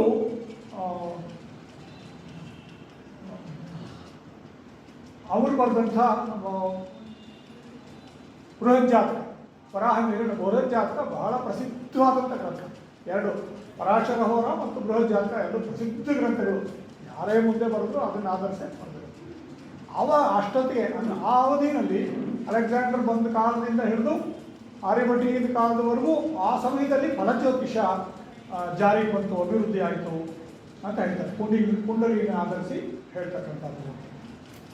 ಆಯ್ತು, ಈಗ ಜ್ಯೋತಿಷ ಅಂದರೆ ನಾವು ಖಗೋಳಶಾಸ್ತ್ರದ ಬಗ್ಗೆ ಮಾತಾಡೋದು. ಯಾಕೆಂದರೆ ಖಗೋಳಶಾಸ್ತ್ರದ ಬೇರೆ ಶಬ್ದ ಇದೆ. ಹಿಂದೆ ಜ್ಯೋತಿಷ ಅಂದರೆ ಖಗೋಳಶಾಸ್ತ್ರ ಮತ್ತು ಜ್ಯೋತಿಷ್ಯ ಎರಡೂ ಇತ್ತು. ಈಗ ಜ್ಯೋತಿಷ ಅಂದರೆ ಸಾಮಾನ್ಯವಾಗಿ ಜ್ಯೋತಿಷ್ಯ, ಫಲಜ್ಯೋತಿಷ ಅಂದರೆ ಹೋರಾಶಾಸ್ತ್ರ ಅಂತ ಹೇಳ್ಬೋದು. ಇವಾಗ ಇದಕ್ಕೆ ಮೊದಲು ಸಾಮಾನ್ಯವಾಗಿ ಯಾವುದೇ ಒಂದು ವಿಷಯನ ಮಂಡಿಸ್ಬೇಕಾದ್ರೆ ಒಂದು ಪೂರ್ವ ಪಕ್ಷ ಅಂತ ಇಟ್ಕೊಳ್ತೀವಿ. ಯಾವುದೇ ಉದಾಹರಣೆ ಒಂದು ಅದ್ವೈತ ಸಿದ್ಧಾಂತ ಹೇಳಬೇಕು ಅಂತ ಇಟ್ಕೊಳ್ಳಿ. ಅದ್ವೈತ ಸಿದ್ಧಾಂತ ಹೇಳೋಕ್ಕೆ ಮುಂಚೆ ಎಲ್ಲ ಒಂದೇ ಅಂತ ಹೇಳೋದಕ್ಕೆ ಮುಂಚೆ ಬೇರೆಯವರು ಏನು ಹೇಳ್ತಾರೆ, ವಿರೋಧಿಗಳೇನು ಹೇಳ್ತಾರೆ, ಅದ್ವೈತನ ವಿರೋಧಿಸೋರು, ದ್ವೈತದ ಬಗ್ಗೆ ಹೇಳೋದು ಆಮೇಲೆ ಹೇಳೋಣ. ಆದರೆ ಅದ್ವೈತನ ವಿರೋಧಿಸೋರು ಏನು ಹೇಳ್ತಾರೆ ಅದನ್ನು ಮೊದಲು ಹೇಳೋದು. ಅದಕ್ಕೆ ಪೂರ್ವ ಪಕ್ಷ ಅಂತ ಹೆಸರು. ಇವಾಗ ಯಾವುದೋ ಒಂದನ್ನು ವಾದಿಸ್ಬೇಕಾದ್ರೆ ಆ ವಾದಕ್ಕೆ ವಿರುದ್ಧವಾಗಿ ಏನಿದೆ ಅಂದರೆ ಮೊದಲು ಹೇಳೋದು, ಅದನ್ನು ಕೇಳಿ ಅದರಲ್ಲಿ ಏನೇ ಆ ವಿರುದ್ಧವಾಗಿ ಹೇಳೋದು ಎಲ್ಲಿ ತಪ್ಪು, ಅದು ಸರಿಯಲ್ಲ ಅಂತ ಹೇಳಿಬಿಟ್ಟು ಪರವಾಗಿ ಹೇಳೋದು. ಹಾಗೆ ಜ್ಯೋತಿಷದ ಬಗ್ಗೆ ಕೂಡ ವಿರೋಧನ ಮೊದಲು ತಗೊಳ್ಳೋಣ, ಅದು ಪೂರ್ವ ಪಕ್ಷ. ಜ್ಯೋತಿಷವನ್ನು ವಿರೋಧಿಸೋರು, ಜ್ಯೋತಿಷ ಸರಿಯಲ್ಲ ಅಂತ ಹೇಳೋದು, ಏನೇನು ಹೇಳ್ತಾರೆ ಅನ್ನೋದನ್ನು ಹೇಳ್ತಾರೆ. ಅದಕ್ಕೆ ನಾನು ಮಾಡ್ತೀನಿ, ಬೇಕಾದಷ್ಟು ವಿರೋಧಗಳಿದೆ, ನೀವು ಕೇಳಿರ್ತೀರಿ ಬೇಕಾದಷ್ಟು. ನಾನೊಂದು 2 ಉದಾಹರಣೆ ಕೊಡ್ತೀನಿ. ಅದೆರಡೂ ನನ್ನ ಪೂಜ್ಯ ಗುರುಗಳಾದ ಡಾಕ್ಟರ್ ಎಚ್ ನರಸಿಂಹಯ್ಯನವರು ಅವರ ವಿಚಾರಗಳೇ. ಅವ್ರ ವಿಚಾರ ಅಂದರೆ ಅವ್ರ ಮೂಲಕ ನಾನು ತಿಳ್ಕೊಂಡಂಥ ವಿಚಾರಗಳು, ಆ ವಿಚಾರಗಳು ಅದು ಪೂರ್ವ ಪಕ್ಷ ಅಂತ ಹೇಳಿ ಜ್ಯೋತಿಷಕ್ಕೆ ವಿರೋಧವಾದ. ಡಾಕ್ಟರ್ ಎಚ್ ನರಸಿಂಹಯ್ಯನವರು ನ್ಯಾಷನಲ್ ಕಾಲೇಜಿನ ಪ್ರಿನ್ಸಿಪಾಲರಾಗಿದ್ದರು, ಆಮೇಲೆ ರಾಜ್ಯ ವಿಧಾನ ಪರಿಷತ್ತಿನ ಸದಸ್ಯರು ಆಗಿದ್ದರು. ಬಹಳ ದೊಡ್ಡ ಮಾನವತಾವಾದಿ, ಸಮಾಜ ಸೇವಕ, ಶಿಕ್ಷಣ ತಜ್ಞ ಅಂತ ಭಾಳ ನನ್ನ ನೇರವಾದ ಗುರುಗಳು ಕೂಡ ನ್ಯಾಷನಲ್ ಕಾಲೇಜಿನಲ್ಲಿ ಅವರು. ಅದನ್ನು ನಾನು ವಿರೋಧ ಹಾಕಿಸ್ಕೊಳ್ತಾ ಇದ್ದೀನಿ. ಅವ್ರು ಹೇಳಿದ್ದು ಅವ್ರು ಹೇಳಿದ ಒಂದು ಸ್ಟೇಟ್ಮೆಂಟ್, ಬೇರೆಯವ್ರು ಹೇಳಿದ್ದನ್ನೇ ಅವ್ರು ಹೇಳಿದ್ದು ಅದನ್ನು ತಿಳ್ಕೊಳ್ಳಿ. ಅವರೇನು ಹೊಸದಾಗಿ ಅವ್ರು ಹೇಳಿದ್ದಲ್ಲ, ಬೇರೆಯವರು ಅವ್ರಿಗೆ ಹೇಳಿದ್ರೆ ಪಾಪ ಹೇಳ್ತಾ ಇದ್ರು. ಅದನ್ನು ನಾನು astrology is A science with base as astronomy and bluff as super structure ಅಂತ ಹೇಳಿದ್ರು. ಅಸ್ಟ್ರಾನಮಿನೇ ಬೇಸ್, ಯಾಕಂದರೆ ಇದುವರೆಗೂ ನಾನೇ ಹೇಳಿದ್ದು ಅಸ್ಟ್ರಾನಮಿ ಅದೇ ಮೂಲ, ಅದರಿಂದ ಇದು ಬಂತು ಅಂತಲ್ವ ಹೇಳೋದು. ಬಂದಿದ್ದು ಹಾಗೇನೆ ನಿಜಾನೇ, ತಪ್ಪಲ್ಲ. ಅದಕ್ಕೆ ಅವರೇ ಹೇಳ್ತಾ ಇದ್ರು ಅಂದರೆ astrology is a science with base as astronomy. ಖಗೋಳಶಾಸ್ತ್ರ ಇದಕ್ಕೆ ಆಧಾರ, ಅದು ಸೂಪರ್ ಸ್ಟ್ರಕ್ಚರ್ ಎಲ್ಲ ಬ್ಲಫೇ. ಇದು ಬ್ಲಫ್ ಆಸ್ ಸೂಪರ್ ಸ್ಟ್ರಕ್ಚರ್ ಅಂದರೆ ಆಧಾರ ಮಾತ್ರ ಬಹಳ ಭದ್ರ. ಯಾಕೆ ಆಧಾರ? ಅಸ್ಟ್ರಾನಮಿ, ಖಗೋಳಶಾಸ್ತ್ರ ಆಧಾರ. ಅದಕ್ಕೆ ಬಹಳ ವೈಜ್ಞಾನಿಕ, ಯಾರು ಅದನ್ನು ಒಂದು ಚೂರು ಇದು ಮಾಡೋ ಹಾಗಿಲ್ಲ, ಅಲ್ಲಾಡ್ಸೋದಿಲ್ಲ, ಅಷ್ಟು ಭದ್ರ. ಆದರೆ ಮೇಲ್ಗಡೆ ಕಟ್ಟಿರೋದೆಲ್ಲ ಬ್ಲಫು, ಬರೀ ಬುರುಡೆ. ತಳಪಾಯ ಭದ್ರ, ಮೇಲ್ಗಟ್ಟೋದೆಲ್ಲ ಬುರುಡೆ ಅಂತ ಅದರ ಅರ್ಥ. ಅಸ್ಟ್ರಾಲಜಿ ಇದು science with base of astronomy and bluff superstructure. H ನರಸಿಂಹಯ್ಯನವರು ಹೇಳಿದ್ರು, ಬೇರೆಯವರು ಹೇಳಿದ್ದಾರೆ, ಅವರು ಇದಕ್ಕೆ ಅದು ಹೇಳ್ತಾ ಇದ್ದಕ್ಕೆ ಏನು ಕಾರಣವೂ ಇದೆ. ಇವಾಗ ನಾವು ಗ್ರಹಗಳು ನಮಗೆ ಗೊತ್ತು. ಗ್ರಹಗಳು ಯಾವುದು ಅಂದರೆ ಒಬ್ಬ ಪ್ರೈಮರಿ ಸ್ಕೂಲು ಅಥವಾ ಮಿಡಲ್ ಸ್ಕೂಲ್ ಹುಡುಗನ ಒಬ್ಬರು ಕೇಳಿದ್ರೆ, ವಿದ್ಯಾರ್ಥಿನ ಒಬ್ಬರು ಕೇಳಿದ್ರೆ ಗ್ರಹಗಳು ಹೇಳ್ತಾರೆ. ಭೂಮಿ ಶುರು ಮಾಡ್ತಾರೆ. ಭೂಮಿದು ಒಂದು ಗ್ರಹನೇ. ಭೂಮಿ, ಬುಧ, ಶುಕ್ರ, ಗುರು, ಶನಿ, ಯುರೇನಸ್, ನೆಪ್ಚೂನ್. ಪ್ಲೂಟೋ ಹೇಳ್ತಾ ಇದ್ವಿ, ಪ್ಲೂಟೋ ಹೇಳಲ್ಲ, ಯಾಕಂದರೆ ಪ್ಲೂಟೋ ಗ್ರಹ ಅಲ್ಲ ಅಂತ ತೀರ್ಮಾನ ಮಾಡಿದ್ದಾರೆ. ನಾವೆಲ್ಲ ಓದುವಾಗ ಹೈಸ್ಕೂಲ್ನಲ್ಲಿ ಪ್ಲೂಟೋ ಗ್ರಹವಾಗಿತ್ತು, ಇವಾಗ ಗ್ರಹ ಅಲ್ಲ, ಓಕೆ ಬಿಟ್ಬಿಡಿ. ಹೀಗೆ ಗ್ರಹ ಅಂದ್ರೆ ಅದು. ಸೂರ್ಯ ಚಂದ್ರನ ಗ್ರಹ ಅಂತಿದ್ವಾ ಅಂತ ಇದ್ವಾ? ಇಲ್ಲ. ಸೂರ್ಯ ಚಂದ್ರ, ಸನ್ is A star.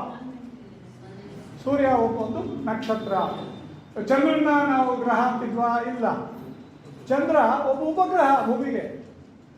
Moon is satellite of the earth. ಚಂದ್ರ ಭೂಮಿಯ ಒಂದು ಉಪಗ್ರಹ. ಆದ್ದರಿಂದ ಜ್ಯೋತಿಷ ಎಲ್ಲ ಸುಳ್ಳು. ಇದು ಜ್ಯೋತಿಷದ ವಿರೋಧಿಗಳ ವಾದ. ಜ್ಯೋತಿಷಿಗಳಿಗೆ ವಿಜ್ಞಾನವೇ ಗೊತ್ತಿಲ್ಲ. ವಿಶ್ವ ಬ್ರಹ್ಮಾಂಡ ಹೇಗಿದೆ ಅನ್ನೋದು ಕಲ್ಪನೆ, ಸೌರವ್ಯೂಹ ಹೇಗಿದೆ ಅಂತ ಕಲ್ಪನೆಯೇ ಇಲ್ಲ. ಸೂರ್ಯನ ಗ್ರಹ ಅಂತಾರೆ ಮೂರ್ಖರು, ಚಂದ್ರನ ಗ್ರಹ ಅಂತಾರೆ ಮೂರ್ಖರು, ಭೂಮಿನ ಗ್ರಹ ಅಂತ ಗೊತ್ತೇ ಇಲ್ಲ ಇವರಿಗೆ, ದೊಡ್ಡ ಮೂರ್ಖರು ಅಂತ ಅವ್ರ ವಾದ. ಆದ್ದರಿಂದ ಜ್ಯೋತಿಷ ಬ್ಲಫು. ಇದನ್ನ ಎಷ್ಟು ಮಟ್ಟಿಗೆ ಹೋಗಬಹುದು? ಒಪ್ಪಕ್ಕಾಗುತ್ತಾ? ಹೌದು, ಭೂಮಿ ಗ್ರಹ ಅಲ್ಲ. ವಿಜ್ಞಾನದ ಪ್ರಕಾರ ಭೂಮಿ, ಜ್ಯೋತಿಷದ ಪ್ರಕಾರ ಗ್ರಹ ಅಂದರೆ ಬೇರೆ ಡೆಫಿನೇಷನ್ ಇದೆ. ವಿಜ್ಞಾನ ಹೇಳೋ ಗ್ರಹ ಬೇರೆ, ಜ್ಯೋತಿಷ್ಯ ಹೇಳೋ ಗ್ರಹ ಬೇರೆ ಅಂತ ತಿಳ್ಕೋಬೇಕಷ್ಟೇ. ಇವಾಗ ಚದುರಂಗ ಆಟ ಆಡ್ತೀವಿ, ಚೆಸ್ ಆಡ್ತೀವಿ, ಅದ್ರಲ್ಲಿ ಆನೆ ಇರುತ್ತೆ, ಕುದುರೆ ಇರುತ್ತೆ. ಏನು ನಿಜವಾದ ಸರ್ಕಸಲ್ಲಿರೋ ಆನೆನಾ ಅದು? ಚೆಸ್ ಒಳಗಿರೋ ಆನೆ, ಅದಕ್ಕೆ ನಿಯಮ ಇರುತ್ತೆ. ಆನೆ ಹೀಗೆ ಚಲಿಸ್ಬೇಕು, ಒಂಟೆ ಹೀಗೆ ಚಲಿಸ್ಬೇಕು ಅಂತ. ನಾವು ಮೃಗಾಲಯದಲ್ಲಿ ನೋಡೋ ಒಂಟೆನ ನಾನು ಚೆಸ್ ಬೋರ್ಡಲ್ಲಿ ಇಟ್ಕೊಳಕ್ಕಾಗಲ್ಲ. ಇದನ್ನು ಒಂಟೆ ಅಂತ ಸಂಖ್ಯೆಯನ್ನು ಕರಿತೀವಿ ಅಷ್ಟೇ. ಇಲ್ಲಿ ಗ್ರಹ ಅನ್ನೋದನ್ನು ಡಿಫೈನ್ ಮಾಡಿರೋದು ಹಾಗೆ. ಗ್ರಹ ಅನ್ನೋದ್ರ ವ್ಯಾಖ್ಯಾನನೇ ಅದು, ಚಲಿಸ್ತಕ್ಕಂಥದ್ದು. ಯಾವುದಕ್ಕೆ ಭೂಮಿ ಗ್ರಹ ಅಲ್ಲ ಜ್ಯೋತಿಷದ ಪ್ರಕಾರ ಅಂದರೆ ಭೂಮಿ ಚಲಿಸಲ್ಲ. ಜ್ಯೋತಿಷದ ಲೆಕ್ಕಾಚಾರದ ಪ್ರಕಾರ, ಭೂಕೇಂದ್ರಿತ ಲೆಕ್ಕಾಚಾರದ ಪ್ರಕಾರ ಭೂಮಿ ಚಲಿಸಲ್ಲ, ಇಲ್ಲೇ ಇರುತ್ತೆ. ಒಳಗಡೆ ಹೀಗೆ ರೊಟೇಷನ್ ತಗೊಳ್ತಾರೆ. ರೊಟೇಷನ್ ತಗೊಂಡು ಲಗ್ನ ಚಲನೆ ಆಗುತ್ತೆ ಅನ್ನೋದು ಹೇಳ್ತೀವಿ, ಅದು ಸರಿ. ಆದರೆ ಭೂಮಿ ಇಲ್ಲೇ ಇರುತ್ತೆ, ಗ್ರಹಗಳೇ ಚಲಿಸೋದು. ಆದ್ದರಿಂದ ಅದೆಲ್ಲ ಗ್ರಹಗಳು. ಸೂರ್ಯ ಮತ್ತು ಚಂದ್ರನು ಭೂಮಿಯ ಸುತ್ತೋದ್ರಿಂದ ಈ ಲೆಕ್ಕದಲ್ಲಿ ಸೂರ್ಯ ಮತ್ತು ಚಂದ್ರನು ಗ್ರಹಗಳೇ, ಸಣ್ಣ ಸ್ಟಾರ್ ಅಲ್ಲ. ಇದ್ರ ಪ್ರಕಾರ ನಕ್ಷತ್ರ ಅಲ್ಲ. ಹೀಗೆ ಇದನ್ನು ಅವ್ರು ವಿವರಿಸಿ ಹೇಳಬೇಕು. ಯಾರು ಹೇಳೋದು? ಅವ್ರು ಕೇಳ್ತಾರ? ವಿಜ್ಞಾನಿಗಳು ಬಹಳ ಬುದ್ಧಿವಂತರು ಅಂತೆಲ್ಲ ತಿಳ್ಕೊಂಡವರು. ಜ್ಯೋತಿಷಿಗಳು ಬರೀ ಯಾವುದೋ ತಾತನ ಕಾಲದಲ್ಲಿ ಯಾವುದೋ ಒಂದು ಗಾಳಿ ಪಂಚಾಂಗ ನೋಡೋ ನಾವು ಬುದ್ಧಿವಂತ ಅಂತ ಅವ್ರು ಮಾತು ಕೇಳ್ತಾರ? ಅಂದರೆ ಶಾಸ್ತ್ರಕ್ಕೆ, ಪ್ರತಿಯೊಂದು ಶಾಸ್ತ್ರಕ್ಕೂ ತನ್ನದೇ ಆದಂಥ ಆಧಾರ ನಿಯಮಗಳಿರುತ್ತೆ, ಅದ್ರ ಪ್ರಕಾರನೇ ಹೋಗುದು. ಈ ಲೆಕ್ಕಾಚಾರದ ತಪ್ಪಿದ್ರೆ ತೋರಿಸಿ. ಹಾಗಾದರೆ ಜ್ಯೋತಿಷಿಗಳು ಮೂಢರಾದರೆ ಹೇಗಾದರೆ ಲೆಕ್ಕಾಚಾರ ಇಷ್ಟನೇ ತಾರೀಕು ಕರೆಕ್ಟಾಗಿ ಇದಾಗುತ್ತೆ, ಗ್ರಹಣ ಆಗುತ್ತೆ ಅಂತ ಹೆಂಗೆ ಹೇಳೋದು? ಆದ್ದರಿಂದ ಆ ರೀತಿ ಜ್ಯೋತಿಷ್ಯವನ್ನು ಬ್ಲಫ್ ಅಂತ ಹೇಳಿ ತಪ್ಪಿಸ್ಕೊಳಕ್ಕಾಗಲ್ಲ, ಒಪ್ಕೋಬೇಕು. ಇದು ಗ್ರಹಗಳೇ ಅಲ್ಲ. ಹೌದು, ಭೂಮಿ ಗ್ರಹ ಅಲ್ಲ ಇದ್ರ ಪ್ರಕಾರ. ಜ್ಯೋತಿಷ್ಯ ಪ್ರಕಾರ ಭೂಮಿ ಗ್ರಹ ಅಲ್ಲ. ಭೂಮಿ ಗ್ರಹ ಇದು ಚಲಿಸಲ್ಲ, ಅದಲ್ಲೇ ಇರುತ್ತೆ. ಉಳಿದವು ಚಲಿಸುತ್ತೆ. ಚಂದ್ರ ಗ್ರಹ, ಸೂರ್ಯ ಗ್ರಹ. ವಿಜ್ಞಾನದ ಪ್ರಕಾರ ಚಂದ್ರ ಭೂಮಿ ಉಪಗ್ರಹ, ಸೂರ್ಯ ಅನ್ನೋನು ಸ್ಟಾರ್ ಅಥವಾ ನಕ್ಷತ್ರ ಅಂತ.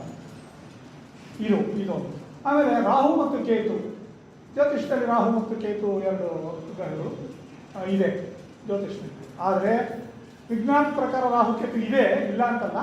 ಆದರೆ ಅಷ್ಟು ಗ್ರಹ ಅಂತ ಕರೆಸ್ಕೊಳ್ಳಲ್ಲ. ರಾಹುನ ನಾರ್ತ್ ನೋಡ್ ಆಫ್ ದಿ ಮೂನ್. ಚಂದ್ರ ಭೂಮಿ ಸುತ್ತರ ಸುತ್ತಾನೆ, ಭೂಮಿ ಸೂರ್ಯನ ಸುತ್ತರ ಸುತ್ತುತ್ತೆ. ಆ ಭೂಮಿ ಸೂರ್ಯನ ಸುತ್ತೋ ಒಂದು ಪ್ಲೇನ್ ಇರುತ್ತಲ್ಲ, ಅದನ್ನು ಎರಡು ಕಡೆಗಳಲ್ಲಿ ಈ ಚಂದ್ರ ಭೂಮಿಯನ್ನು ಸುತ್ತೋ ಸರ್ಕಲ್ಲು ಅಥವಾ ವೃತ್ತ ಎರಡು ಕಡೆ ಕಟ್ ಮಾಡುತ್ತೆ. ಅದರಲ್ಲಿ ಒಂದನ್ನು ರಾಹುನ್ ಕರಿತೀವಿ, ಒಂದನ್ನು ಕೇತುನ್ ಕರಿತೀವಿ.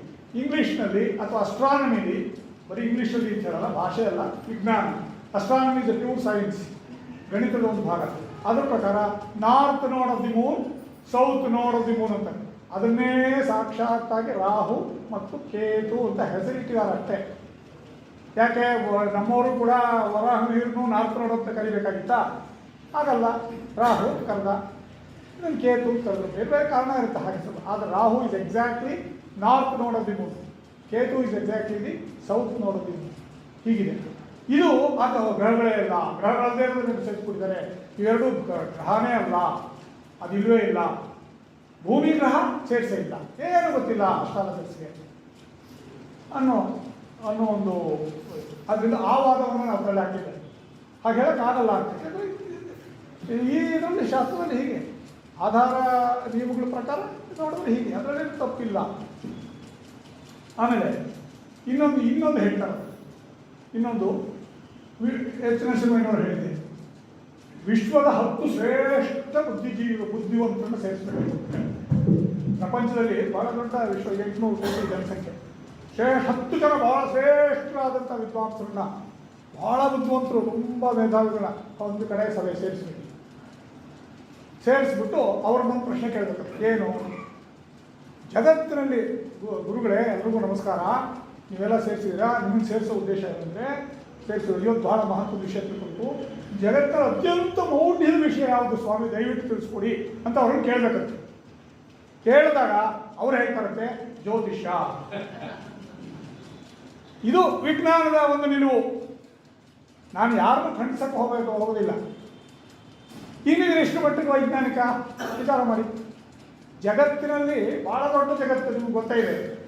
ಇಲ್ಲೇ ಬೇಕಾದಷ್ಟು 10 ಜನ 20 ಜನ 30 ಜನ ಭಾಳ ಬುದ್ಧಿವಂತರು ಮೇಧಾವಿಗಳು ತೋರಿಸ್ಬಲ್ಲೆ.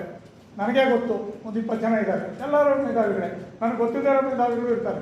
ಅಂಥದ್ರಲ್ಲಿ ಇಡೀ ಪ್ರಪಂಚದಲ್ಲಿ 10 ಜನ ಕರೆಸ್ಬೇಕಂತೆ. ಆಯಿತು, ಇದನ್ನು ಕರೆಸೋನಿಗೆ ಹೆಂಗೆ ಗೊತ್ತಿರ್ಬೇಕು ಇವನು ಮೇಧಾವಿ ಇವನಲ್ಲ ಅಂತ? ನನಗೆ ಹೆಂಗೆ ಗೊತ್ತು ವಿಶ್ವದಲ್ಲಿ ಯಾರ್ಯಾರು ಮೇಧಾವಿಗಳು? ಇಲ್ಲಿರೋರೇ ಒಂದು 10 ಜನ ಗೊತ್ತು, ಉಳಿದವ್ರು ಗೊತ್ತಿಲ್ಲ. ಅಂಥದ್ರಲ್ಲಿ ವಿಶ್ವದಲ್ಲಿರೋ 800 ಕೋಟಿ ಜನದಲ್ಲಿ ಯಾರ್ಯಾರು ಮೇಧಾವಿಗಳು, ನಾನು ಯಾರು ಡಿಸೈಡ್ ಮಾಡೋಕ್ಕೆ? ಯಾರು ಡಿಸೈಡ್ ಮಾಡಬೇಕು? ಅವನೆಂಥ ಮೇಧಾವಿ ಇರಬೇಕು? ಸರಿ ಮಾಡಬೇಕಂತೆ, ಸರಿ ಮಾಡಿದ್ರು ಅಂತ ಇಟ್ಕೊಳ್ಳಿ.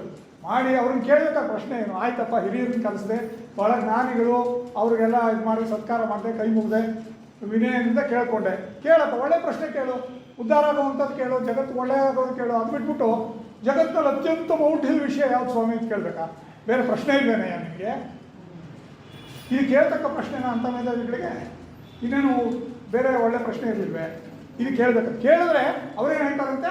ಜ್ಯೋತಿಷ, ಅತ್ಯಂತ ಮೌಢ್ಯದ ವಿಷಯ ಅಂತ ಜ್ಯೋತಿಷ ಅಂತ ಹೇಳ್ತಾರೆ. ಅದು ಜ್ಯೋತಿಷಕ್ಕೆ ಒಂದು ವಿರೋಧವಾದಂಥ ವಾದ. ಆದರೆ ಅವರು ಜ್ಯೋತಿಷ ಅಂತ ಹೇಳ್ತಾರೆ, ನಿಮ್ಗೆ ಹೆಂಗೆ ಗೊತ್ತು? ಜ್ಯೋತಿಷ ಅಂತ ಹೇಳಿ ಕಲ್ಪನೆ, ಅಷ್ಟು ಊಹೆ, ನಿಮ್ಮ ಕಲ್ಪನೆ ಜ್ಯೋತಿಷ ಅಂತ ಹೇಳಿ. ಇಂಥದನ್ನು ವೈಜ್ಞಾನಿಕ ಚಿಂತನೆ ಅಂತ ನಾನು ಒಪ್ಕೊಳ್ಳೋ ಸಾಧ್ಯನ? ಅಥವಾ ಯಾರಾದರೂ ಒಪ್ಕೊಳ್ಳೋ ಸಾಧ್ಯನ? ಮೊದಲನೇದಾಗಿ ಜಗತ್ತಿನಲ್ಲಿ 10 ಜನ ಯಾರು ಅತ್ಯಂತ ಮೇಧಾವಿಗಳು ಯಾರು? ಬೇಕಾದ ಜನ ಇದ್ದಾರೆ.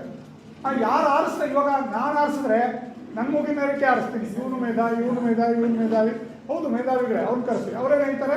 ನನಗೆ ಹೇಗೆ ಬೇಕೋ ಹಂಗೆ ಹೇಳ್ತಾರೆ, ನನ್ನ ನಂಬಿಕೆ ಪ್ರಕಾರ ಹೇಳ್ತಾನೆ. ಇನ್ನೊಬ್ಬರು ಕರೆಸಿದ್ರೆ, ನನಗೊಂದು ಇನ್ನೊಂದು ಕರೆದ್ರೆ ಅವರು ಬೇರೆ. ನರಸಿಂಹಯ್ಯನವ್ರು ಕರೆದ್ರೆ 10 ಜನ ಮೇಧಾವಿಗಳನ್ನ ಅವ್ರು ಜ್ಯೋತಿಷ ಮೌಢ್ಯ ಅಂತಾರೆ. ನರಸಿಂಹಯ್ಯನವ್ರಿಗೆ ಬಂದು ಬಿ ವಿ ರಾಮಣ್ಣ ಅಥವಾ ಇನ್ಯಾರಾದ್ರೂ ಜ್ಯೋತಿಷಿ ಕರೆದ್ರೆ, ಸಚ್ಚಿದಾನಂದ ಬಾಬುನ ಯಾರಾದರೂ ಕರೆದ್ರೆ ಅವರು ಜ್ಯೋತಿಷ ಭಾಳ ಪರಮ ಸತ್ಯ ಯಾವುದಂದ್ರೆ ಜ್ಯೋತಿಷ ಅಂತಾರೆ. ಅದರಿಂದ ಇಂಥ ವಾದಗಳಿಂದ ಜ್ಯೋತಿಷ ಸುಳ್ಳು ಅಂತ ಹೇಳೋಕ್ಕಾಗಲ್ಲ. ಜ್ಯೋತಿಷ ಅನ್ನೋದು ಇದೆ, ಎಲ್ಲ ಶಾಸ್ತ್ರಗಳು ಇದ್ದಾಗ ಅದು ಒಂದು ಶಾಸ್ತ್ರ. ಆಮೇಲೆ ಎಲ್ಲ ಶಾಸ್ತ್ರದಲ್ಲೂ ವಿವಾದಗಳು ಇದ್ದೇ ಇರುತ್ತೆ. ಯಾವುದೇ ಕೂಡ ಅತ್ಯಂತ ವೈಜ್ಞಾನಿಕವಾಗಿ ಅತ್ಯಂತ ನಿಖರವಾಗಿ ಗಣಿತದಂಥ ಶಾಸ್ತ್ರದಲ್ಲಿ ಕೂಡ ಪೂರ್ತಿ ವಿರೋಧಗಳಿದೆ. ಇವಾಗ ಆಧುನಿಕ ವಿಜ್ಞಾನದಲ್ಲಿ ಮುಂಚೂಣಿಲಿರ್ತಕ್ಕಂಥ ಕ್ಷೇತ್ರಗಳಲ್ಲಿ ಕ್ವಾಂಟಮ್ ಮೆಕ್ಯಾನಿಕ್ಸ್ ಅಂತ ಕಡೆ ನೋಡಿದ್ರೆ ವಿರೋಧಗಳು ಬೇಕಷ್ಟು. 2 ಗುಂಪು ಇರುತ್ತೆ, ಈ ಗುಂಪಿನವ್ರು ಹೀಗೆ ಹೇಳ್ತಾರೆ, ಆ ಗುಂಪು ಪೂರ್ತಿ ವಿರೋಧಿಸ್ತಾರೆ. ಸೊ ವಿರೋಧ ಇದ್ದಿರೋ ಯಾವುದೂ ಇಲ್ಲ. ಪ್ರತಿಯೊಂದು ವಿಷಯದಲ್ಲೂ ವಿರೋಧ ಇದೆ. ಅತ್ಯಂತ 100ಕ್ಕೆ 100 ವಿಜ್ಞಾನ, 100ಕ್ಕೆ 100 ಗಣಿತ ಅನ್ನೋ ಕಡೆ ವಿರೋಧ ಇದೆ. Mathematics 100% science, queen of sciences. ಅದರಲ್ಲೂ ಕೂಡ ಯಾವುದೋ ಒಂದು ವಿಷಯ ತಗೊಂಡ್ರೆ ಒಂದು ತಂಡ ಹೇಳುತ್ತೆ ಅನಂತದ ಬಗ್ಗೆ, ಈ ತಂಡದವರ ಅಭಿಪ್ರಾಯ ಒಂದು, ಇನ್ನೊಂದು ತಂಡದವ್ರದ್ದು ಅದಕ್ಕೆ ಪೂರ್ತಿ ಬೇರೆ. ಇದೆಲ್ಲ ಇರೋದ್ರಿಂದ ನಾವು ಜ್ಯೋತಿಷ್ಯವನ್ನು ತಪ್ಪು, ಅದು ಸುಳ್ಳು ಅಂತ ಹೇಳಿ ನಾವು ತಿಳ್ಕೊಬೇಕಾದಂಥ ಅಗತ್ಯ ಇಲ್ಲ. ಜ್ಯೋತಿಷಕ್ಕೆ ಅದರದ್ದೇ ಆದಂಥ ಒಂದು ಸ್ಥಾನ ಇದೆ. ಪ್ರತಿಯೊಂದು ಶಾಸ್ತ್ರಕ್ಕೂ, ಪ್ರತಿಯೊಂದು ಚಿಂತನೆಯ ಕ್ರಮಕ್ಕೂ, ಪ್ರತಿಯೊಂದು ಧರ್ಮಕ್ಕೂ ತನ್ನದೇ ಆದಂಥ ಆಧಾರ ನಂಬಿಕೆಗಳಿರುತ್ತೆ. ಅದರ ಸತ್ಯತೆಯಲ್ಲಿ ಯಾರೂ ಪ್ರಶ್ನಿಸೋಕ್ಕೆ ಆಗೋದಿಲ್ಲ. ಅದರಿಂದ ಕೆಡಕಾದ್ರೆ ತಿದ್ಕೊಳ್ಳೋಣ. ಅದರಿಂದ ಕೇಡು ಉಂಟಾದರೆ, ಆ ರೀತಿಯ ನಂಬಿಕೆಗಳಿಂದ ಕೇಡು ಉಂಟಾದಾಗ ಅದಕ್ಕೆ ಏನು ಮಾಡಬೇಕು, ತಿಳುವಳಿಕೆ ಅಂತೇಳಿ ಅದು ಮಾಡ್ಬೋದು. ಇಲ್ಲಿ ಕೇಡು ಉಂಟು ಏನಾಯಿತು ಅಂತ ತಿಳ್ಕೊಂಡು ಅಲ್ಲೇನು ಸರಿಪಡಿಸ್ಬೇಕಾದಕ್ಕೆ ಏನು ಮಾಡಬೇಕು ಅದನ್ನು ಮಾಡಬೇಕು. ಇವಾಗ ಈ ಆಧಾರ ಕಲ್ಪನೆ ಬಗ್ಗೆ ಹೇಳಿದೆ.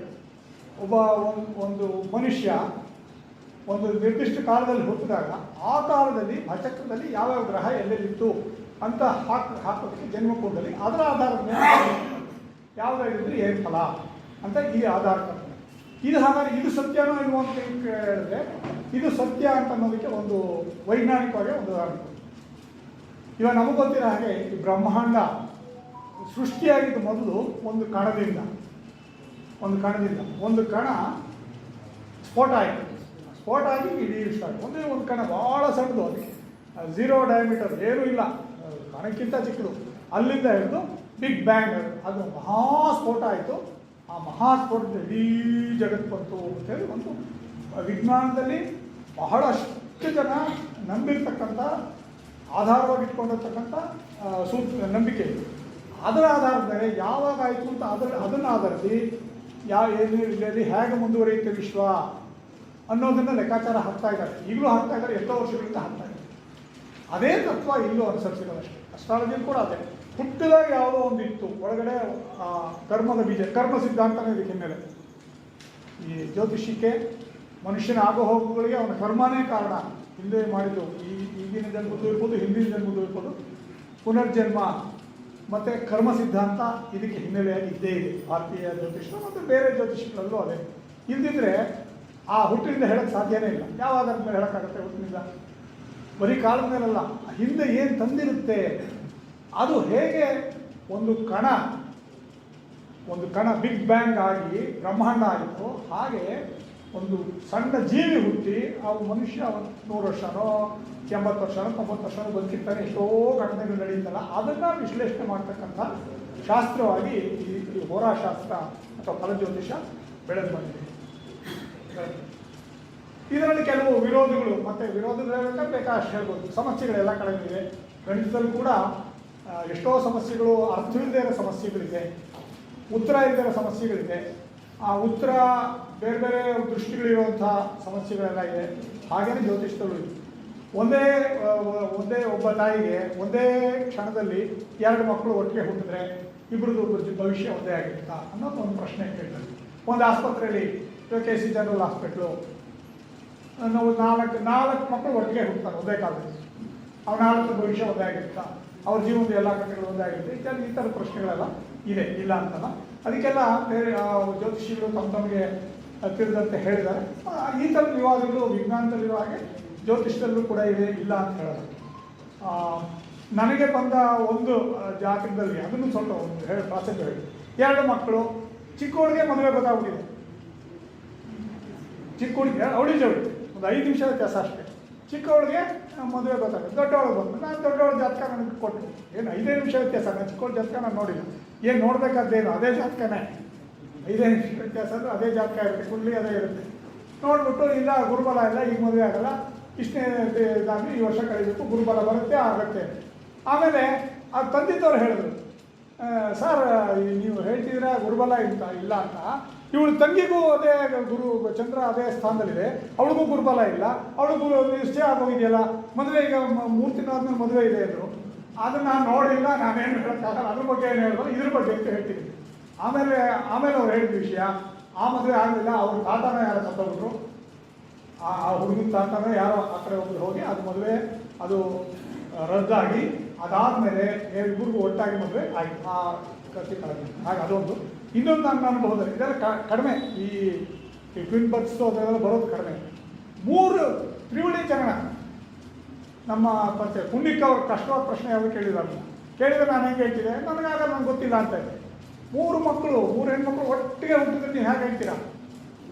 ಜಾತಕ ಬರೆದು ಬಿಡ್ಬೋದೇ ಹೊರತು ಫಲಗಳು ಹೇಳಿದ್ರೆ ಒಬ್ಬೊಬ್ರಿಗೆ ಒಂದೊಂದು ಹೇಗೆ ಹೇಳೋಕ್ಕಾಗುತ್ತೆ? ಭಾಳ ಕಷ್ಟ. ಅದಕ್ಕೆ ಬೇರೆ ಬೇರೆ ಸೂತ್ರಗಳೆಲ್ಲ ಇದೆ, ಅದನ್ನೆಲ್ಲ ಅಧ್ಯಯನ ಮಾಡಬೇಕಾಗುತ್ತೆ. ಈ ಥರದ ಸಮಸ್ಯೆಗಳು ಜ್ಯೋತಿಷ್ಯದೊಳಗೆಲ್ಲ ಇದೆ.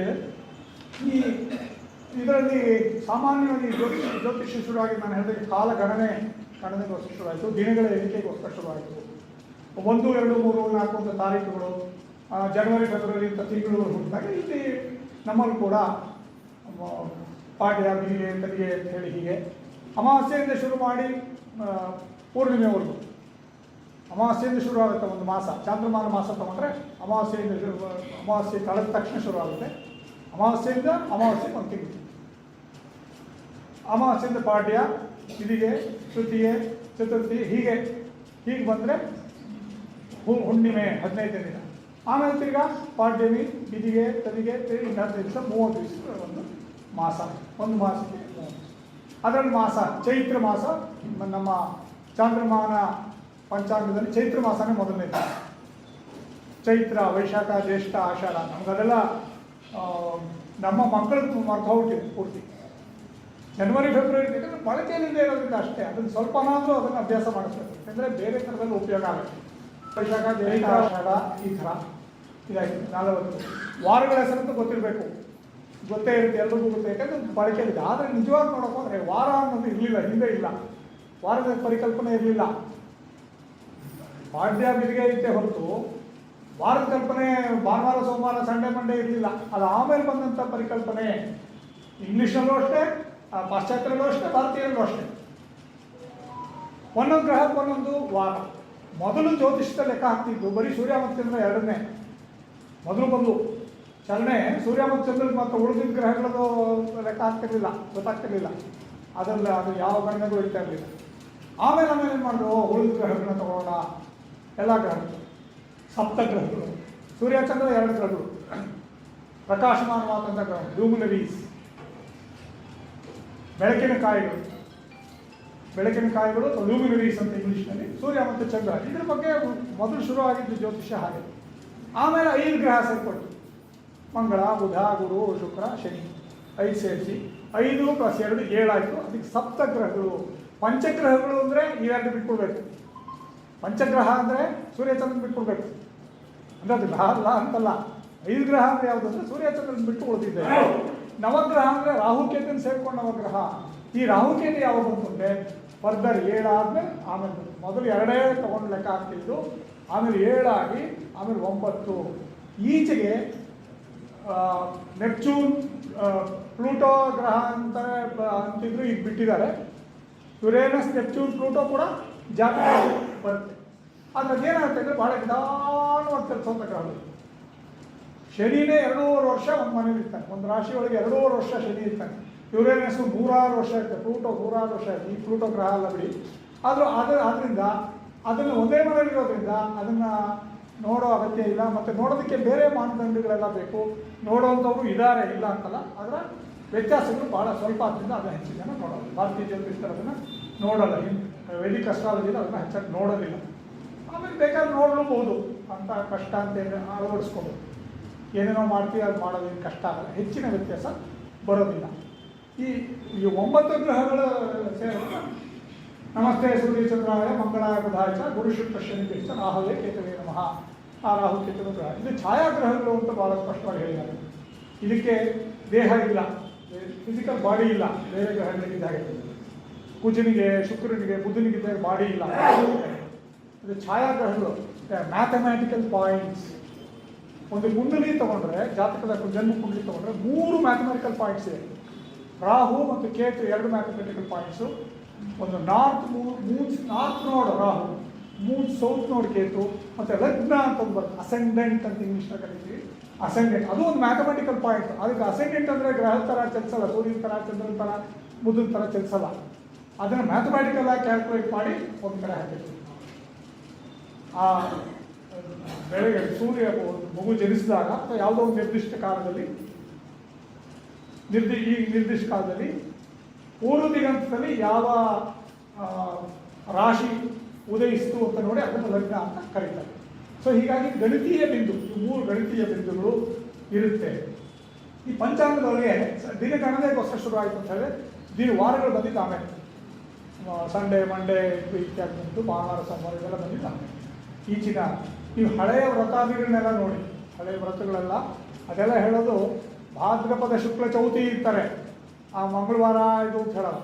ಎಲ್ಲಿ ಹೋಗಿ ಕೆಲವು ವ್ರತಗಳು ಶ್ರಾವಣ ಶುಕ್ರವಾರ ಈ ಥರ ಕೆಲವು ಮಾತ್ರ ವಾರ ಹೇಳೋದು. ಅದು ಈಚಿನ ವ್ರತಗಳವೆಲ್ಲ ಹಳೆಯ ಪುರಾಣದಲ್ಲಿ ಹೇಳಿರುವಂಥ ವ್ರತಗಳಲ್ಲ. ಅದಕ್ಕೆಲ್ಲ ಹಿಂದೂ ಪಂಚಾಂಗದ ತಿಥಿಗಳ ಪ್ರಕಾರನೇ ಹೇಳ್ತಾರೆ ಹೊರತು ವಾರದಲ್ಲಿ ಹೇಳೋಲ್ಲ. ಆಷಾಢ ಶುಕ್ರವಾರ, ಶ್ರಾವಣ ಶನಿವಾರ, ಈ ಥರದ್ದೆಲ್ಲ ಈ ಥರದ್ದೆಲ್ಲ ಬಂದಿರೋದು ಆಮೇಲೆ ಬಂದಂಥ ವ್ರತಗಳು. ಶುಕ್ರವಾರ ವಾರದ ಹೆಸರಲ್ಲಿ ಬರ್ತಕ್ಕಂಥ ವ್ರತಗಳು ಈಚೆಗೆ ಬಂದಂಥದ್ದು. ಸಾಮಾನ್ಯವಾಗಿ ಬೇರೆ ಹಳೆ ಪುರಾಣಗಳು ಹೇಳುವಂಥ ವ್ರತಗಳಿಗೆ ಕೇವಲ ತಿಥಿ ಹೇಳ್ತಾರೆ ಹೊರತು ವಾರ ಅಲ್ಲ. ಆಮೇಲೆ ಹೇಗೆ ಬೆಳವಣಿಗೆಗಳಾಗ್ತಿದೆ ಅನ್ನೋದನ್ನು ನಿಮ್ಗೆ ಗಮನಕ್ಕೆ ತರ್ತಾ ಇದ್ದೀನಿ ಅಷ್ಟೇ. ಈ 5 ಅಂಶಗಳ ಪಂಚಾಂಗ ಅಂತ ನಾವು ಕರಿತೀವಿ. ಪಂಚಾಂಗ ನೀವೆಲ್ಲ ನೋಡಿರ್ತೀರ, ಆದರೂ ಕೂಡ ನಾನು ಅದರ ಮಹತ್ವನ ಹೇಳೋ ದೃಷ್ಟಿಯಿಂದ ನಾನು ತರ್ತೀನಿ ಕ್ಯಾಲೆಂಡರು. ಈ ಪಂಚಾಂಗ ಮಾಡ್ತೇನೆ ಬಂದಿರುತ್ತೆ. ಒಂಟಿಕೊಪ್ಪಲ್ ಪಂಚಾಂಗ ಕರ್ನಾಟಕದ ದಕ್ಷಿಣ ಭಾಗದಲ್ಲಿ ಭಾಳಷ್ಟು ಪ್ರಚಾರದಲ್ಲಿರುವಂಥದ್ದು. ಇದು ಒಂಟಿಕೊಪ್ಪಲ್, ಮೈಸೂರು ಒಂಟಿಕೊಪ್ಪಲ್ ಪಂಚಾಂಗ 5 ತಲೆಮಾರುಗಳಿಂದ ಬರ್ತಾ ಇದೆ. 5 ತಲೆಮಾರುಗಳಿಂದ ಬರ್ತಾ ಇದೆ. ಬಹಳ ನಿಖರವಾಗಿ ಬರ್ತಾ ಇದೆ, ತುಂಬ ಅಚ್ಚುಕಟ್ಟಾಗಿ ಬರ್ತಾ ಇದೆ. ಮೈಸೂರಿನಲ್ಲೇ ಮುದ್ರಣ ಆಗುತ್ತೆ. ಒಂಟಿಕೊಪ್ಪಲ್ನಲ್ಲೇ ಇತ್ತು. ಈಗ ಅವ್ರ ಮನೆಯವ್ರು ಯಾರು ಮನೆ ಇದೆ ಅಷ್ಟೇ, ಅಲ್ಲೇನು ಇದು ಚಟುವಟಿಕೆ ಇಲ್ಲ, ಬೇರೆ ಕಡೆ ನಡೆಯುತ್ತೆ. ಆದರೆ ಈ ಪಂಚಾಂಗ ಇದನ್ನು ಯಾಕೆ ಹೇಳ್ತಿದ್ದರೆ, ಇದೊಂದು ಭಾಳ ಒಳ್ಳೆಯ ರೆಫರೆನ್ಸ್ ಬುಕ್. ಬಹಳ ಎಷ್ಟೋ ವಿಷಯಗಳಿಗೆ ಅನುಕೂಲ ಆಗುತ್ತೆ. ಅನೇಕರಿಗೆ ಅದು ಗೊತ್ತಿಲ್ಲ. ಅದರಲ್ಲೂ ಜ್ಯೋತಿಷ್ಯದಲ್ಲಿ ಆಸಕ್ತಿ, ನಾನು ಜ್ಯೋತಿಷ್ಯ ಕಲಿಬೇಕು ಅಥವಾ ಇದು ಮಾಡಬೇಕು ಅಥವಾ ಅದರ ಆಸಕ್ತಿ ಬೆಳೆಸ್ಕೋಬೇಕು ಅಂದರೆ ಇದು ಬೇಕೇ ಬೇಕು. ಬೇರೆ ಪಂಚಾಂಗಗಳು ಇದೆ, ನಾನೇನು ಅಂತ ಹೇಳಲ್ಲ. ಆದರೆ ಯಾವುದೋ ಒಂದು ನಿರ್ದಿಷ್ಟವಾದ ಪಂಚಾಂಗನ ಇಟ್ಕೊಳ್ಳೋದು ಒಳ್ಳೆಯದು. ಈ ಪಂಚಾಂಗ ಅಂತೀವಲ್ಲ, ಪಂಚ ಅಂಗ, ನಾವು 6 ಅಂಗಗಳು, ಷಡಂಗಗಳು ಅಂತ ಹೇಳಿ, ವೇದದ ಷಡಂಗಗಳು ಅಂತ 6 ಅಂಗಗಳು ಹೇಳಿ, ಹಾಗೆ ಪಂಚಾಂಗಗಳು 5 ಅಂಗಗಳು. 5 ಅಂಗಗಳು ಯಾವುದು, ಪಂಚ ಅಂಗಗಳು ಯಾವುದು, ಯಾವುದರಲ್ಲಿ ಕಾಲಗಣನೆಯಲ್ಲಿ ಪಂಚ ಅಂಗಗಳು 5 ಅಂಗಗಳು ಅಂತ ಯಾವುದನ್ನು ಹೇಳ್ತೀವಿ ಅಂತಂದರೆ, ನಿಮ್ಗೆ ಗೊತ್ತಿರ್ಬೋದು ಯಾವುದನ್ನು ಪಂಚಾಂಗ ಅನ್ನೋದು. ಮೊದಲು ಯಾವುದು? ತಿಥಿ ಮೊದಲು. ತಿಥಿ, ವಾರ, ನಕ್ಷತ್ರ, ಯೋಗ ಮತ್ತು ಕರಣ, ಈ 5 ಸೇರಿಸಿ ಪಂಚಾಂಗ ಅಷ್ಟೇ. ತಿಥಿಗೆ ಪಾಡ್ಯಾಪಿಗೆ ಅಂತ ಹೇಳಿದ್ರೆ ಅದು ತಿಥಿಗಳು. ಒಂದು ತಿಂಗಳಿಗೆ 30 ತಿಥಿ ಆಯಿತಾ. ವಾರ ಗೊತ್ತು, ಭಾನುವಾರದಿಂದ ಶನಿವಾರದಲ್ಲಿ, ಭಾನುವಾರದಿಂದ ಸಾಮಾನ್ಯ ತಿಥಿ ವಾರ. ಆಮೇಲೆ ನಕ್ಷತ್ರ, ಅಶ್ವಿನಿ, ಭರಣಿ, ಕೃತಿಕಾ, ರೋಹಿಣಿ 27 ನಕ್ಷತ್ರ. 12 ರಾಶಿಗಳು, ಅದು 12 ರಾಶಿಗಳು 27 ನಕ್ಷತ್ರ. ಅದಾದಮೇಲೆ ಸ್ವಲ್ಪ ನೋಡೋಣ. 20 ನಕ್ಷತ್ರ ಆಯಿತು, ತಿಥಿ ಆಯಿತು, ಪಾಡ್ಯಾಪಿಗೆ ಇತ್ಯಾದಿ 30 ತಿಥಿಗಳು ತಿಂಗಳಿಗೆ, ಒಂದು ಮಾಸಕ್ಕೆ. ವಾರ 7, ನಕ್ಷತ್ರ 27, ಅಶ್ವಿನಿಯಿಂದ ಹಿಡಿದು ರೇವತಿವರೆಗೂ, ತಿಥಿ, ವಾರ, ನಕ್ಷತ್ರ. ಆಮೇಲೆ ಯೋಗ ಕರಣ ಅಂತೇಳಿ 27 ಯೋಗಗಳಿದೆ. ಮತ್ತು ಕರಣಗಳು 11 ಇದೆ. ಯೋಗ ಅನ್ನೋದು ಸೂರ್ಯ ಮತ್ತು ಚಂದ್ರರ ಲಾಂಜಿಟ್ಯೂಡ್ಸು, ಅಂದರೆ ರೇಖಾಂಶಗಳನ್ನ ಕೂಡಿ ಲೆಕ್ಕಾಚಾರ ಮಾಡಿ ಬಂದಂಥ ಅಳತೆಗಳು. ಅದು 27. ಅದು ಸುಮಾರು ಒಂದು ಯೋಗ ಒಂದು ದಿವಸ ಇರ್ಬೋದು, ನಕ್ಷತ್ರದಷ್ಟೇ ಅವಧಿ ಇರುತ್ತೆ. ಅದು ಇದು ಒಂದೇ ಅಲ್ಲ, ಬೇರೆ ಅದೇ ಬೇರೆ, ಸ್ವಲ್ಪ ಕೆಲವು ಗಂಟೆಗಳೆಲ್ಲ ವ್ಯತ್ಯಾಸ ಆಗುತ್ತೆ. ಅದೇ ಇರಲ್ಲ. 27 ಯೋಗಗಳು. ಆಮೇಲೆ ಒಂದು ಮಾಸದಲ್ಲಿ ಅಷ್ಟು ಬರುತ್ತೆ, 27 ಯೋಗಗಳು ಬರುತ್ತೆ. ಬೇರೆ ಬೇರೆ ಯೋಗಗಳು, ಧೃತಿ ಯೋಗ, ಬೇರೆ ಬೇರೆ ಥರದ ಯೋಗಗಳು ಬರುತ್ತೆ.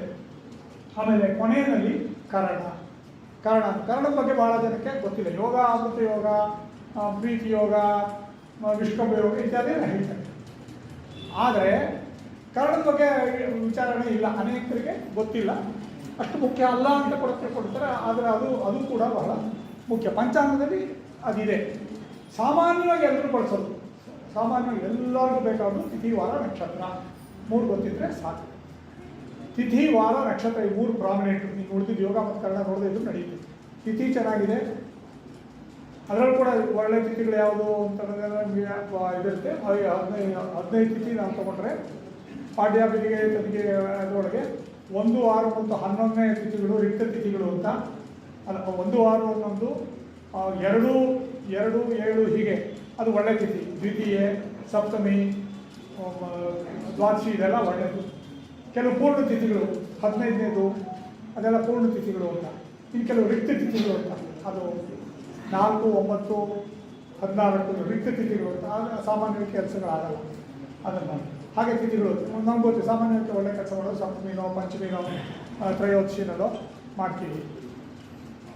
ಇದರಲ್ಲಿ ಮಾಡಲ್ಲ, ಅಮಾವಾಸ್ಯೆಯಲ್ಲಿ, ಪೌರ್ಣಿಮೆಯಲ್ಲಿ ಅಥವಾ ಮಾಡಲ್ಲ. ವ್ರತಗಳಿಗೆ ಬೇರೆ, ವ್ರತದ ಲೆಕ್ಕಾಚಾರನೇ ಬೇರೆ. ವ್ರತಕ್ಕೆ ವ್ರತ, ಜಪ, ದಾನ ಅಂಥದಕ್ಕೆಲ್ಲ ಪೂರ್ಣಿಮೆ, ಅಮಾವಾಸ್ಯೆಗಳೆಲ್ಲ ಒಳ್ಳೆಯದು. ಧ್ಯಾನ ಅದಕ್ಕೆಲ್ಲ ಒಳ್ಳೆಯದು. ಅದು ಬೇರೆ ಶುಭ ಕಾರ್ಯಗಳು, ವಿವಾಹ, ಇದು ಆ ಥರದಕ್ಕೆಲ್ಲ ಆ ತಿಥಿಗಳು ಒಳ್ಳೆಯದಲ್ಲ. ಹೀಗೆ ತಿಥಿ ವಾರ ನಕ್ಷತ್ರೇಶು ತಿಥಿರೇವ ಗರೀಯಸಿ ಅಂತ ಒಂದು ಗರೀಯತೆ ಅಥವಾ ಗರೀಯಸಿ, ನನಗೆ ಸಂಸ್ಕೃತದ ರೂಪ ಸರಿಯಾಗಿ ಗೊತ್ತಿಲ್ಲ. ತಿಥಿವಾರ ನಕ್ಷತ್ರೇಶು ತಿಥಿರೇವ ಗರೀಯತೆ, ತಿಥಿನೇ ಮುಖ್ಯ. ಆದ್ದರಿಂದ ತಿಥಿ ವಾರ ನಕ್ಷತ್ರದಲ್ಲಿ ವಾರ ಚೆನ್ನಾಗಿದೆ, ತಿಥಿ ಚೆನ್ನಾಗಿದೆ, ನಕ್ಷತ್ರ ಇದೆ, ಓಕೆ. ಆ ನಕ್ಷತ್ರದಲ್ಲಿ ಯಾವುದು ಒಳ್ಳೆಯದು, 22 ನಕ್ಷತ್ರದಲ್ಲಿ ಯಾವುದು ಒಳ್ಳೆಯದು, ನಾವು ಯಾವ ನಕ್ಷತ್ರದಲ್ಲಿ ಹುಟ್ಟಿದ್ದೀವಿ ಅದನ್ನು ಅವಲಂಬಿಸಿ ನಾವು ಹೇಳಬೇಕಾಗ್ತದೆ. ನಕ್ಷತ್ರ ಅದು ಸ್ವಲ್ಪ ಲೆಕ್ಕಾಚಾರ ಸ್ವಲ್ಪ ನಕ್ಷತ್ರಗಳ ಸರಣಿ ಗೊತ್ತಿಲ್ಲದೆ ಇದ್ದವ್ರೆ, ಕ್ರಮ ಗೊತ್ತಿಲ್ಲದೆ ಇದ್ದವ್ರಿಗೆ, ಅಶ್ವಿನಿ, ಭರಣಿ, ಕೃತಿಕ, ರೋಹಿಣಿ ಅಂತ ಸರಿಯಾಗಿ 22 ಗೊತ್ತಿಲ್ಲದೆ ಇರೋರಿಗೆ ನಮ್ಮ ನಕ್ಷತ್ರದಿಂದ ಎಷ್ಟನೇದು ಅಂತ ಹೇಳೋದು ಕಷ್ಟ. ಉದಾಹರಣೆಗೆ ಅಶ್ವಿನಿ ನಕ್ಷತ್ರ ಅಂದರೆ ತಿಳ್ಕೊಳ್ಳಿ, ಇವತ್ತು ಮಖ ನಕ್ಷತ್ರ. ಈಗ ಮಖ ನಕ್ಷತ್ರ ಯಾರೋ ಒಬ್ಬ ಯಾವುದೋ ಒಂದು ನಿರ್ದಿಷ್ಟವಾದ ನಕ್ಷತ್ರದಲ್ಲಿ ಆಶ್ಲೇಷ ನಕ್ಷತ್ರದಲ್ಲಿ ಹುಟ್ಟಿದ್ದಾಗ ತಿಳ್ಕೊಳ್ಳಿ, ಅವನಿಗೆ ಆಶ್ಲೇಷ ಆದಮೇಲೆ ಮಖ, ಅದು 2ನೇ ನಕ್ಷತ್ರ. 1ನೇ ನಕ್ಷತ್ರ ಆದರೆ ಜನ್ಮ ನಕ್ಷತ್ರ ಅಂತ ಹೇಳ್ತಾರೆ. 2ನೇ ನಕ್ಷತ್ರ ಆದರೆ ಅದು ಒಳ್ಳೆಯದು, 2ನೇ ನಕ್ಷತ್ರ. 3ನೇದು ಅಷ್ಟು ಒಳ್ಳೆಯದಲ್ಲ. 4ನೇದು ಕ್ಷೇಮತಾರೆ, 5ನೇದು ವಿರುದ್ಧ ತಾರೆ, 6ನೇದು ಸಂಪತ್ತಾರೆ, 7ನೇದು ನೈಗಂತಾರೆ ಅಂತ ಹೀಗೆ ಹೇಳಿ, 8ನೇದು ಮಿತ್ರತಾರೆ, 9ನೇದು ಪರಮ ಮೈತ್ರಿತಾರೆ ಅಂತ ಹೇಳ್ತಾರೆ. ಸ್ವಲ್ಪ ಆ ನಕ್ಷತ್ರಗಳ ಹೆಸರು ಮತ್ತು ಎಣಿಕೆ ಗೊತ್ತಿಲ್ಲದೆ ಇದ್ದರೆ ಇದನ್ನು ಹೇಳಿದ್ರೆ ಅದರ ಕರೆ ತಿಳ್ಕೊಳ್ಳೋದು ಕಷ್ಟ. ಅದನ್ನೆಲ್ಲ ನೋಡಿ ಮುಹೂರ್ತ ನಿಗದಿ ಮಾಡಿರ್ತಾರೆ. ಆದರೂ ಕೂಡ ತಿಥಿವಾರ ನಕ್ಷತ್ರ ಈ 3 ನೋಡಿದ್ರೇ ಸಾಕು, ಬೇಕಾದಷ್ಟು ಆಯ್ತು, ಬೇಕಾದಷ್ಟು ವಿವರಗಳಿದೆ. ಈ 3 ನೋಡಿದ್ರೆ ಸಾಕು. ಅದರಲ್ಲಿ ತಿಥಿ ಬಹಳ ಮುಖ್ಯ. ಈ ಕರ್ಣ ಅಂದ್ರೆ ಏನು ಹೇಳಿಲ್ಲ. ಕರ್ಣ ಅಂದರೆ ತಿಥಿಯೊಳಗೆ ಅರ್ಧ ಕರ್ಣ, ಇತ್ಯರ್ಧಂ ಕರ್ಣಂ. ಒಂದು ತಿಥಿ ಪಾಡ್ಯಮಿ ತಿಳ್ಕೊಳ್ಳಿ, ಪಾಡ್ಯಮಿ ಎರಡು ಭಾಗ. ಮೊದಲನೇ ಅರ್ಧಕ್ಕೆ ಒಂದು ಕರ್ಣ, 2ನೇ ಅರ್ಧಕ್ಕೆ ಇನ್ನೊಂದು. ಒಂದು ತಿಥಿನಲ್ಲಿ 2 ಕರ್ಣ. ಆದ್ದರಿಂದ 30 ದಿವಸಗಳಲ್ಲಿ 60 ಕರ್ಣ. 30 ತಿಥಿ 60 ಕರ್ಣ. 60 ಕರ್ಣಗಳು 60 ಕರ್ಣ ಆದರೆ 7 ತಿಥಿಗಳು 11ನೇ ಕರ್ಣ ಇದೆ.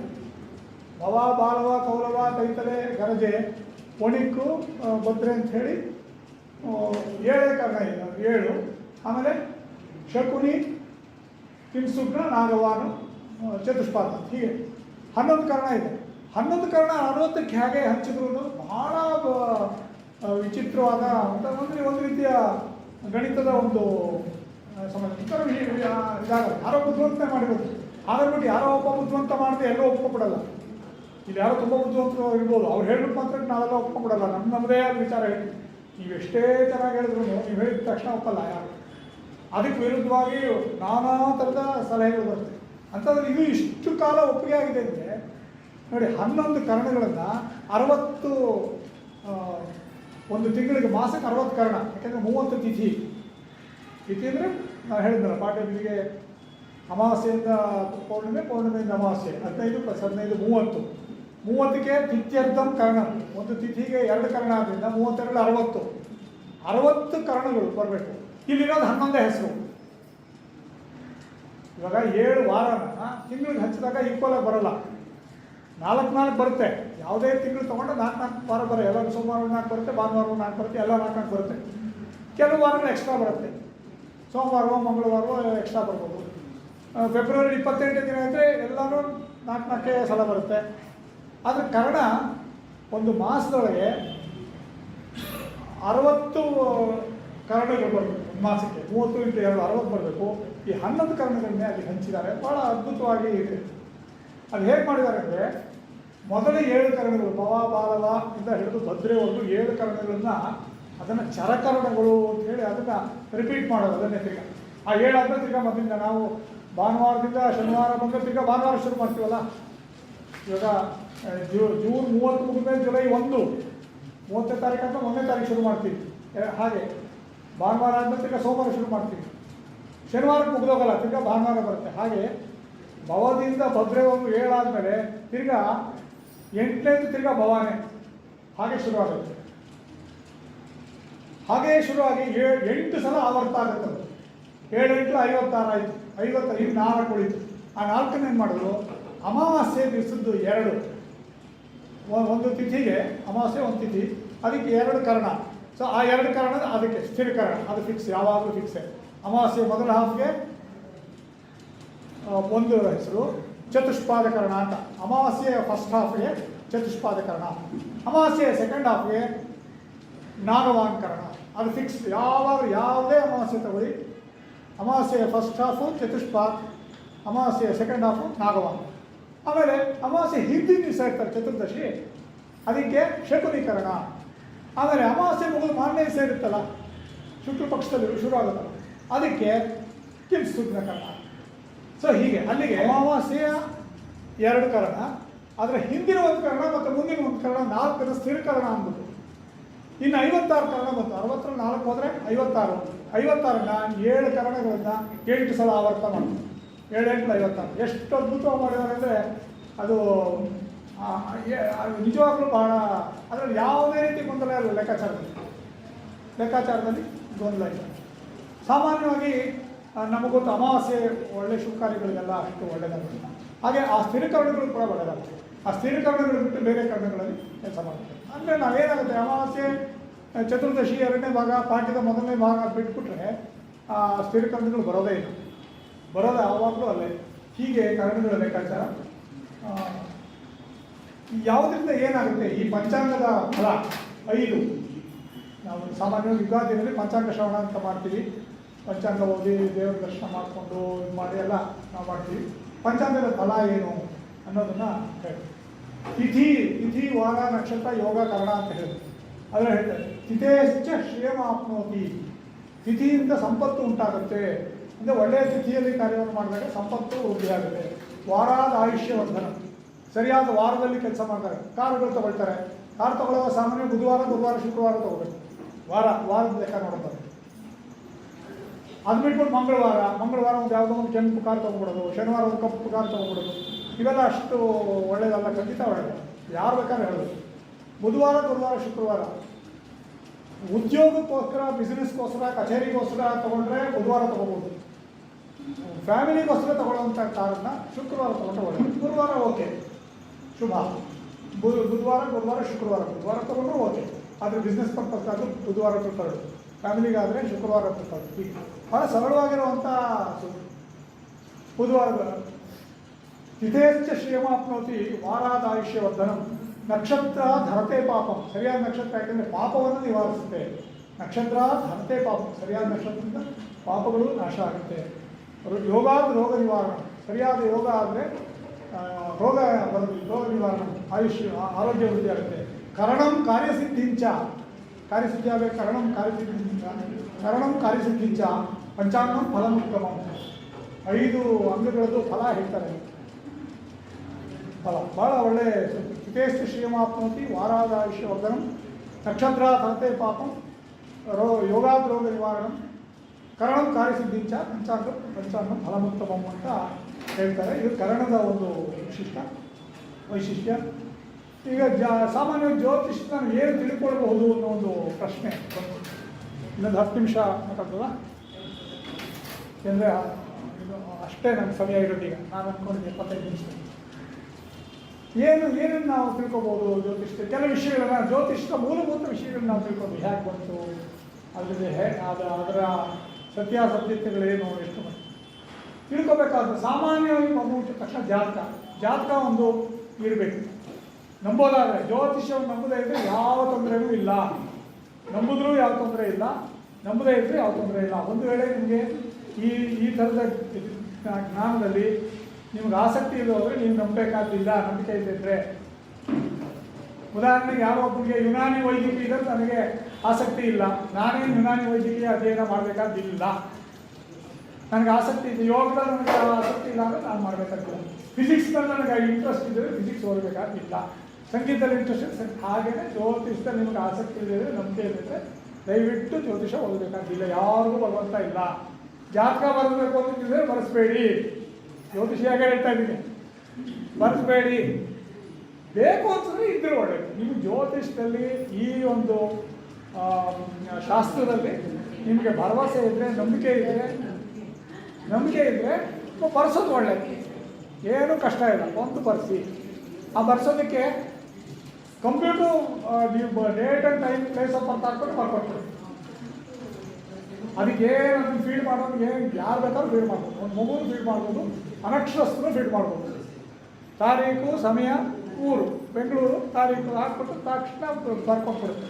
ಅದು ಒಂದು ಕ್ರಮ. ಇಟ್ಕೊಳ್ಳಿ, ಯಾಕಂದರೆ ಭಾಳ ಖಚಿತವಾಗಿರುತ್ತೆ. ಅದನ್ನು ಇಟ್ಕೊಳ್ಳಿ. ಒಂದು ಇಲ್ಲ, ಯಾರು ಇಲ್ಲಿ ಹತ್ರ ಜ್ಯೋತಿಷ ತಿಳಿದಿರೋ ಹತ್ರ ಬರೆಸಿದ್ರೆ ಆವಾಗ ನಿಮ್ಮಗಳ ಹೆಸರು ಸರಿಯಾಗಿ ಬರೆದಿರ್ತಾರೆ, ನಿಮ್ಮ ಗೋತ್ರ ಬರೆದಿರ್ತಾರೆ, ಇನ್ನೇನಾದರೂ ವಿಷಯ ನಿಮ್ಮ ಮನೆದೇವರ ಹೆಸರು ಮೇಲೆ ಅದೊಂದು ಶ್ಲೋಕ ಬರೆದಿರ್ತಾರೆ. ಅದನ್ನೆಲ್ಲ ಬರೆದು ನಿಮಗೆ ಸಮಾಧಾನವಾಗೋ ರೀತಿಯಲ್ಲಿ ಬರೆದಿರ್ತಾರೆ. ಇಲ್ದಿದ್ರೆ ಇವ್ರು ಪ್ರಿಂಟ್ ಮಾಡಿಕೊಟ್ರೋದು ಏನು ಅನ್ಬೇಕಾದ್ರೆ ಅದು ಯಾರನ್ನು ಕೇಳಿದ್ರು ಗೊತ್ತಾಗಲ್ಲ. ಆ ಹುಡುಗರು ಪ್ರಿಂಟ್ ಮಾಡಿಕೊಟ್ರು ನಾವು ಅವ್ನಿಗೇನು ಗೊತ್ತಿಲ್ಲ, ನಾನು ಡೇಟ್ ಹಾಕಿದ್ರೆ ಕೊಟ್ಟಿದ್ದೀನಿ ಅಷ್ಟೇ ಸರ್, ನನಗೇನು ಗೊತ್ತು ಅಂತ. ಅದರಿಂದ ನಿಮಗೆ ಸಮಾಧಾನ ಆಗಬೇಕು ಅಂತಂದರೆ ಅದನ್ನು ಭಾಳ ಚೀಪಾಗಿ ಕೊಡ್ತಾರೆ. 100-150 ರೂಪಾಯಿ ಕೊಟ್ಟರೆ ಪ್ರಿಂಟ್ ಮಾಡ್ಕೊಟ್ಬಿಡುತ್ತೆ. ಅದನ್ನು ಇಟ್ಕೊಳ್ಳಿ, ಬೇಡ ಅಂತಾನೆ. ಯಾಕಂದರೆ ಎಷ್ಟೋ ವಿಷಯದಲ್ಲಿ ಅದು ಜ್ಯೋತಿಷಿಗಳಿಗೆ ಅನುಕೂಲ ಆಗುತ್ತೆ, ನಿಮಗಾಗಲ್ಲ. ಜ್ಯೋತಿಷಿಗಳಿಗೆ ಎಷ್ಟೋ ಲೆಕ್ಕಾಚಾರ ಮಾಡೋದು ತಪ್ಪುತ್ತೆ. ನಮ್ಮಂಥ ಅವ್ರಿಗೆ ಅನುಕೂಲ ಹೊರತು ಬರ್ಸೋರ್ಗೆ ಅನುಕೂಲ ಇಲ್ಲ. ಆದ್ದರಿಂದ ಒಬ್ಬ ಜ್ಯೋತಿಷಿ ಹತ್ರ ಬರ್ಸಿ. ಅವಾಗ ಏನಾಗುತ್ತೆ, ಏನು ಬರ್ತಿದ್ದಾರೆ ಅನ್ನೋದು ನಿಮ್ಗೆ ಅರ್ಥ ಆಗುತ್ತೆ. ಆಮೇಲೆ ಈಗ ಇನ್ನೊಂದು ನಾನು ನೋಡಿದ್ದೀನಿ, ಎಲ್ಲಿಲ್ಲದೆ ಇರೋ ಸಂಸ್ಕೃತಾಭಿಮಾನ ಅದು ಜಾತಕ ಬರ್ಸೋರು ಬಂದಿದೆ. ಅಲ್ಲಿ ಏನು ಬಳಸ್ತಾರೆ, ಅಲ್ಲಿ ಬೇಕಾಗಿಲ್ಲ. ಅದು ಕನ್ನಡದಲ್ಲಿ ಬರಿಬೋದಲ್ಲ. ಮೋಡಿ ಅಕ್ಷರಗಳಿರುತ್ತೆ, ಹಳೆ ಬರೆದ್ರೆ ಮೋಡಿ ಅಕ್ಷರಗಳಿರುತ್ತೆ, ಓದಕ್ಕೆ ಆಗ್ಬಾರ್ದು. ಅವ್ನು ಬರ್ದವನೇ ಓದಬೇಕಷ್ಟೇ. ಇವರು ಡಾಕ್ಟ್ರು ಬರ್ಕೊಟ್ಟಿದ್ದ ಪ್ರಿಸ್ಕ್ರಿಪ್ಷನ್ನು ಕಾಂಪೌಂಡ್ರ್ ಬಂದಿಗೆ ಓದಕ್ಕಾಗುತ್ತೆ. ಡಾಕ್ಟ್ರು ಬರ್ಕೊಟ್ಟಿದ್ದ ಪ್ರಿಸ್ಕ್ರಿಪ್ಷನ್ನು ಯಾರೋ ಒಬ್ಬ ಡಾಕ್ಟ್ರು ಒಂದು ಲವ್ ಲೆಟ್ರ್ ಬರೆದಂತೆ ಯಾರೋ ಒಬ್ಬ ಹೆಣ್ಮಕ್ಳಿಗೆ, ಅವಳಿಗೆ ಅದು ಗೊತ್ತಾಗಲಿಲ್ಲ. ಆಮೇಲೆ ಹೇಳಿದಂತೆ, ನೋಡು ಡಾಕ್ಟ್ರು ಬರೆದಿದ್ದಾನೆ, ಇವ್ರು ಡಾಕ್ಟ್ರ್ ಹ್ಯಾಂಡ್ ರೈಟಿಂಗ್ ಓದಕ್ಕಾಗೋದು ಕಾಂಪೌಂಡರ್ ಬಂದಿದ್ದಾನೆ, ಕಾಂಪೌಂಡರ್ ಹತ್ರ ಹೋಗೋದು. ಕಾಂಪೌಂಡರ್ ಹತ್ರ ಹೋದರೆ 4 ಮಾತ್ರೇನೂ ಒಂದು ಔಷಧಿ ಬಾಟ್ಲು ಕೊಟ್ಟು ಹ್ಯಾಂಡ್ ರೈಟಿಂಗ್ ವಿಷಯ ಹಾಗೆ. ಆ ಥರ ಮೋಡಿ ಅಕ್ಷರದಲ್ಲಿ ಬರೆಸ್ತೀರಾ? ಕಂಪ್ಯೂಟರ್ ಬರ್ಸೋದು ಅದ್ರ ದೃಷ್ಟಿಯಿಂದ ಒಳ್ಳೆಯದು. ಏನೇನೋ ವಿವರ ಇರುತ್ತೆ, ಬೇರೆ ಬೇರೆ ವಿಷಯಗಳು ಬೇಕಾಗುತ್ತೆ. ಅಂದರೆ ಜ್ಯೋತಿಷಿಗೆ ಹೆಲ್ಪ್ ಆಗ್ತದೆ, ಬೇಕಾದ್ರೆ ಅದು ಇಟ್ಕೊಳ್ಳಿ. ಸಾಮಾನ್ಯವಾಗಿ ಜಾತಕ ಬೇಗ ಬರೆಸಬಾರ್ದು. ನಕ್ಷತ್ರ ಯಾವುದು ತಿಳ್ಕೊಬೋದು. ಒಂದು 6 ವಾರ 45 ದಿವಸ. ಯಾತಕ್ಕೆ ಕಾರಣ ಹೇಳ್ತಾರೆ ಅಂದರೆ ಶಾಸ್ತ್ರದಲ್ಲಿರೋ ವಿಷಯಗಳು ಯಾಕೆ ಹೇಳ್ತಾರೆ ಅಂದರೆ, ಮಗು ಕಡೆ ಗಮನ ಕೊಡಿ, ತಾಯಿ ಕಡೆ ಗಮನ ಕೊಡಿ. ಜಾತಕ ಜ್ಯೋತಿಷಿ ಹುಡ್ಕೊಂಡು ಹೋಗು, ಅವನಿಗೆ ಮಾಡು, ಅವನೇನೋ ಹೇಳ್ದ, ಅದಲ್ಲ. ಮಗು ಹೇಗಿದೆ ಆರೋಗ್ಯ ನೋಡಿ, ತಾಯಿ ಆರೋಗ್ಯ ನೋಡಿ, ಅದ್ರ ಕಡೆಗೆ ಆರೋಗ್ಯ ನೋಡಿ, ಅದೇ ಡಾಕ್ಟರ್ ಹೇಳ್ತಾ ಕೇಳಿ, ಆ ಕೆಲಸ ಮೊದಲು ಮಾಡಿ. ಆಮೇಲೆ ನೀವು ಜಾತಕ ಬರೆಸಿ ಅಲ್ಲ. ಆಮೇಲೆ ನಾಮಕರಣಕ್ಕೆ ಅದಕ್ಕೆಲ್ಲ ತೊಟ್ಲಿಗೆ ಹಾಕಕ್ಕೆ ಅದಕ್ಕೆಲ್ಲ ಭಾಳ ನಿಶ್ಚಿತವಾಗಿದೆ. ಎಷ್ಟೇ ದಿವಸ ಅಂತಿದೆ, ಅದು ಯಾರೂ ಕೇಳಬೇಕಾದಿಲ್ಲ. ಅದನ್ನು ಮಾಡ್ಕೊಳ್ಳೋದು ಯಾತಕ್ಕೆ ಅದನ್ನೆಲ್ಲ ಮಾಡಿದ್ದಾರೆ ಅಂದರೆ, ಮಾಡ್ತಾ ಕೂತ್ಕೋಬೇಡಿ. ಅದನ್ನೆಲ್ಲ ಮಾಡೋಕ್ಕೆ ನಿಮ್ಮ ಅಟೆನ್ಷನ್ ಡೈವರ್ಟ್ ಆಗುತ್ತೆ. ನಿಮ್ಮ ಗಮನ ಆ ಮಗು ಕಡೆ. ಜಾತಕ ಬರೆಸೋದೇ ಅದಕ್ಕೆ. ಯಾಕೆ ಆಮೇಲೆ ಅಕಸ್ಮಾತ್ ಏನಾದರೂ ಹುಟ್ಟಿದಾಗಲೇ ಏನಾದರೂ ಸಮಸ್ಯೆ ಇತ್ತು, ಹುಟ್ಟಿದಾಗಲೇ ಏನಾದರೂ ಒಂದು ಸಮಸ್ಯೆ ಇದ್ದರೆ,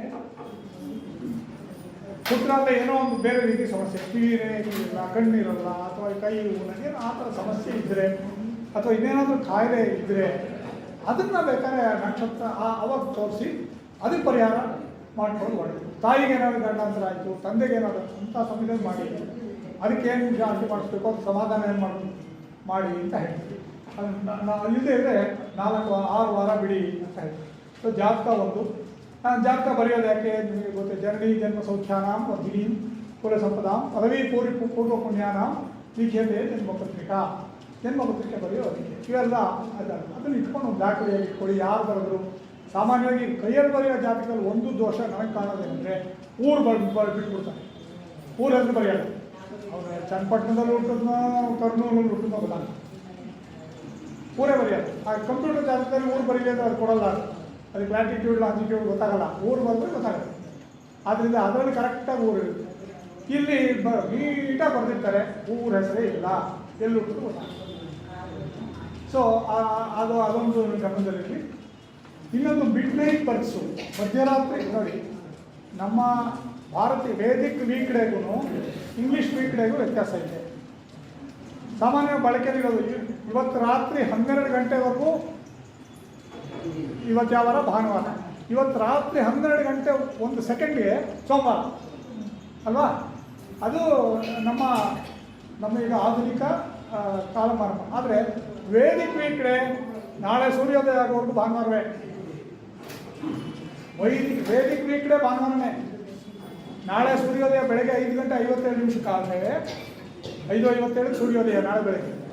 ನಾಳೆ ಬೆಳಗ್ಗೆ 5:55 ಹುಟ್ಟಿದ ಮಗು ಕೂಡ ಭಾನುವಾರ ಹುಟ್ಟು ಅಂತೇಳಿ ವೇದಿಕ್ ವೀಕ್ ಡೇ. ಅದಕ್ಕೆ ಬರೆಯುವಾಗ ವೇದಿಕ್ ವೀಕ್ ಡೇ ಅಂತ ಬರೀಬೇಕು, ವೈದಿಕ ವಾರ ಅಂತ ಬರೀಬೇಕು. ಈ ವ್ಯತ್ಯಾಸ ಒಂದು ಸ್ವಲ್ಪ ಗಮನ ಇರಲಿ. ಆಮೇಲೆ ಬೇರೆ ಬೇರೆ ದೇಶಗಳಲ್ಲಿ ಹುಟ್ಟಿರೋದೆಲ್ಲ ಲೆಕ್ಕಾಚಾರವೇ, ಅದು ನೀವು ಯೋಚನೆ ಮಾಡಬೇಕಾಗಿಲ್ಲ, ಜ್ಯೋತಿಷಿಗೆ ಬಿಟ್ಕೊಡ್ಬೋದು. ಜಾತಕಕ್ಕೆ ಮುಹೂರ್ತಕ್ಕಂತೂ ಕೇಳ್ತೀರಾ ಸಾಮಾನ್ಯವಾಗಿ. ಯಾವ ಮುಹೂರ್ತದಲ್ಲಿ ತಗೋಬೇಕು ಹೇಳಿದೆ, ವಾಹನ ತಗೋಬೇಕಾದ್ರೆ ಅದು ಅಂತ ಬೇರೆ ವಿವರಗಳೆಲ್ಲ ಇದೆ. ಪೂಜೆ, ಧ್ಯಾನ, ಜಪ ಅದಕ್ಕೆಲ್ಲ ನೀವು ನೋಡದೇ ಇದ್ದು ನಡೆಯುತ್ತೆ. ಅದಕ್ಕೆಲ್ಲ ನಿರ್ದಿಷ್ಟವಾದ ವ್ರತಗಳು ಅವೆಲ್ಲ ಮಾಡಬೇಕಾದ್ರೆ ಮುಹೂರ್ತ ಇರುತ್ತೆ, ಅದ್ರ ಪ್ರಕಾರನೇ ಹೋಗ್ತೀವಿ. ಗೃಹ ಪ್ರವೇಶ, ಸಾಮಾನ್ಯವಾಗಿ ಗೃಹ ಪ್ರವೇಶ, ಉಪನಯನ, ವಿವಾಹ ಇದಕ್ಕೆಲ್ಲ ಮುಹೂರ್ತಗಳನ್ನ ನೋಡಬೇಕಾಗತ್ತೆ. ನೋಡಿ ಅದನ್ನು ಕೊಡ್ತಾರೆ, ಯಾವುದು ನಿಮ್ಗೆ ಅನುಕೂಲ ಆಗುತ್ತೆ ನೋಡಿಕೊಂಡು ಇಟ್ಕೋಬೋದು. ಆಮೇಲೆ ಜಾತಕ ಹೊಂದಾಣಿಕೆ ಕೂಡ ಅನೇಕರು ಮಾಡಿಸ್ತಾರೆ. ಇದರಲ್ಲಿ ಏನಾಗುತ್ತೆ, ಜಾತಕ ಹೊಂದಾಣಿಕೆಯಲ್ಲಿ ನಾನು ಅನೇಕ ವರ್ಷ, ನಾನು 40 ವರ್ಷ ಆಯಿತು ನಾನು ಜ್ಯೋತಿಷ್ಯ ಅಭ್ಯಾಸ ಶುರು ಮಾಡಿದ್ದು. 85ನೇ ಇಸ್ವಿ ನಾನು ಶುರು ಮಾಡಿದ್ದು. ಪ್ರೊಫೆಸರ್ ಬಿ ವಿ ರಾಮನ್ ಅವರ ಏಕಲವ್ಯ ಶಿಷ್ಯ ಅಲ್ಲ, ಅವ್ರನ್ನ ನಾನು ನೋಡಿದ್ದು 1 ಗಂಟೆ ನೋಡಿದ್ದೀನಿ ಬೇರೆ ವೇದಿಕೆಯಲ್ಲಿ. ಆದರೆ ಪಕ್ಕದಲ್ಲಿ ಕೂತ್ಕೊಂಡು ಮಾತಾಡಿ 1 ಗಂಟೆ ಸರಿಯಾಗಿ ಮಾತಾಡಿದ್ದೀನಿ ಅಷ್ಟೇ. ಆದರೆ ಅವ್ರ ಪುಸ್ತಕಗಳನ್ನೆಲ್ಲ ಓದಿ ನಾನು ಕಲ್ತ್ಕೊಂಡು 40 ವರ್ಷ ಆಯಿತು. 2025ಕ್ಕೆ ನಾನು ಜಾತಕ ಹೊಂದಾಣಿಕೆ ಎಷ್ಟೋ ವರ್ಷ ನೋಡ್ತಾ ಇದ್ದೆ. ಎಷ್ಟು ಜಾತಕ ಇದೆ ನಾನು ನೋಡಲ್ಲ. ಜಾತಕ ಬರ್ಕೊಡ್ತಾ ಇದ್ದೆ, ಪ್ರಶ್ನೆಗೆ ಉತ್ತರ ಹೇಳ್ತಾ ಇದ್ದೆ, ಮುಹೂರ್ತ ಇಟ್ಕೊಡ್ತಾ ಇದ್ದೆ. ನೋಡಿ ನಮ್ಮ ಹುಡುಗಿಗೆ ಜಾತಕ ಆಗುತ್ತಾ ಇಲ್ವಾ, ನೋಡಿ ಈ ಹುಡುಗಿ ಆಗುತ್ತಾ ಇಲ್ಲ, ನಾನು ನೋಡಲ್ಲ ಹೇಳ್ತಾ ಇದ್ದೆ. ಯಾಕೆಂದರೆ ಯಾವುದೋ ಸುಮ್ಮನೆ ಮೂಲ ನಕ್ಷತ್ರ ಅನ್ನೋದು, ಜ್ಯೇಷ್ಠ ನಕ್ಷತ್ರ ಅನ್ನೋದು, ಇದಕ್ಕೆ ಅತ್ತೆ ಇಲ್ಲದೆ ಇರೋ ಮನೆ ಆಗಬೇಕು, ಇದಕ್ಕೆ ಇದರಿಂದ ಆಗಬೇಕು ಅನ್ನೋದು, ಕುಜದೋಷ ಅನ್ನೋದು, ಕಾಳಸರ್ಪ ದೋಷ ಅನ್ನೋದು, ಏನೋ ಒಂದು ಮಾಡಿ ಹೆಣ್ಮಕ್ಳಿಗೆ ಅನ್ಯಾಯ ಆಗ್ತಿದ್ದು ನನ್ನ ಒಂದು ಭಾವನೆ, ನನ್ನ ಭಾವನೆ ಇತ್ತು. ಆಮೇಲೆ ಗಣಕೂಟ ಹೊಂದಿಲ್ಲ ಅನ್ನೋದು ಯಾವುದೋ ಒಂದು ಕಾರಣ ಇದೆಲ್ಲ. ಅದಕ್ಕೆ ನಾನು ನೋಡ್ತಿಲ್ಲ, ಭಾಳ ವರ್ಷ ನೋಡ್ತಿಲ್ಲ. ಆದರೆ ಅನೇಕ ವರ್ಷಗಳ ನಂತರ ಸುಮಾರು ಒಂದು 20 ವರ್ಷ ನಾನು ನೋಡ್ತಿಲ್ಲ. 85ರಿಂದ 2005 ನೋಡ್ತೀನಿ. ಈಗ ಒಂದು 20 ವರ್ಷ ನನಗೆ ಗೊತ್ತಾಗಿದೆ. ಅದನ್ನು ಸ್ವಲ್ಪ ನೋಡಬೇಕು. ಅದಕ್ಕೆ ಶಾಂತಿ ಗಿಂತಿ ಏನಾದರೂ ಇದ್ದರೆ ಮಾಡ್ಕೋಬೋದು. ಆದರೆ ಈ ಕುಜದೋಷ ಸುಮ್ಮನೆ ಎಲ್ರಿಗೂ ಕುಜದೋಷ ಇದೆ ಅಂದ್ಬಿಡ್ತಾರೆ, ಹಾಗಿರಲ್ಲ. ಕುಜದೋಷ ಎಲ್ರಿಗೂ ಎಕ್ಸೆಪ್ಷನ್ಸ್ ಇದೆ, ಅದು ನೋಡಿರಲ್ಲ. ಸುಮ್ಮನೆ ಕುಜ ಲಗ್ನದಿಂದ 2ನೇ ಮನೆಯಲ್ಲಿದ್ದರೆ ಕುಜದೋಷ, ಶುಕ್ರನಿಂದ 1ನೇ ಮನೆಯಲ್ಲಿದ್ದರೆ ಕುಜದೋಷ, ಸುಮ್ಮನೆ ಅಲ್ಲ. ಆ ಥರ ಅದೆಲ್ಲ ಇದೆ. ಆದರೆ ಎಕ್ಸೆಪ್ಷನ್ಸ್ ತುಂಬ ಇದೆ. ಆ ಎಕ್ಸೆಪ್ಷನ್ಸನ್ನು ನೋಡಿದ್ರೆ 90% ಜನಕ್ಕೆ ಕುಜದೋಷ ಇಲ್ಲ,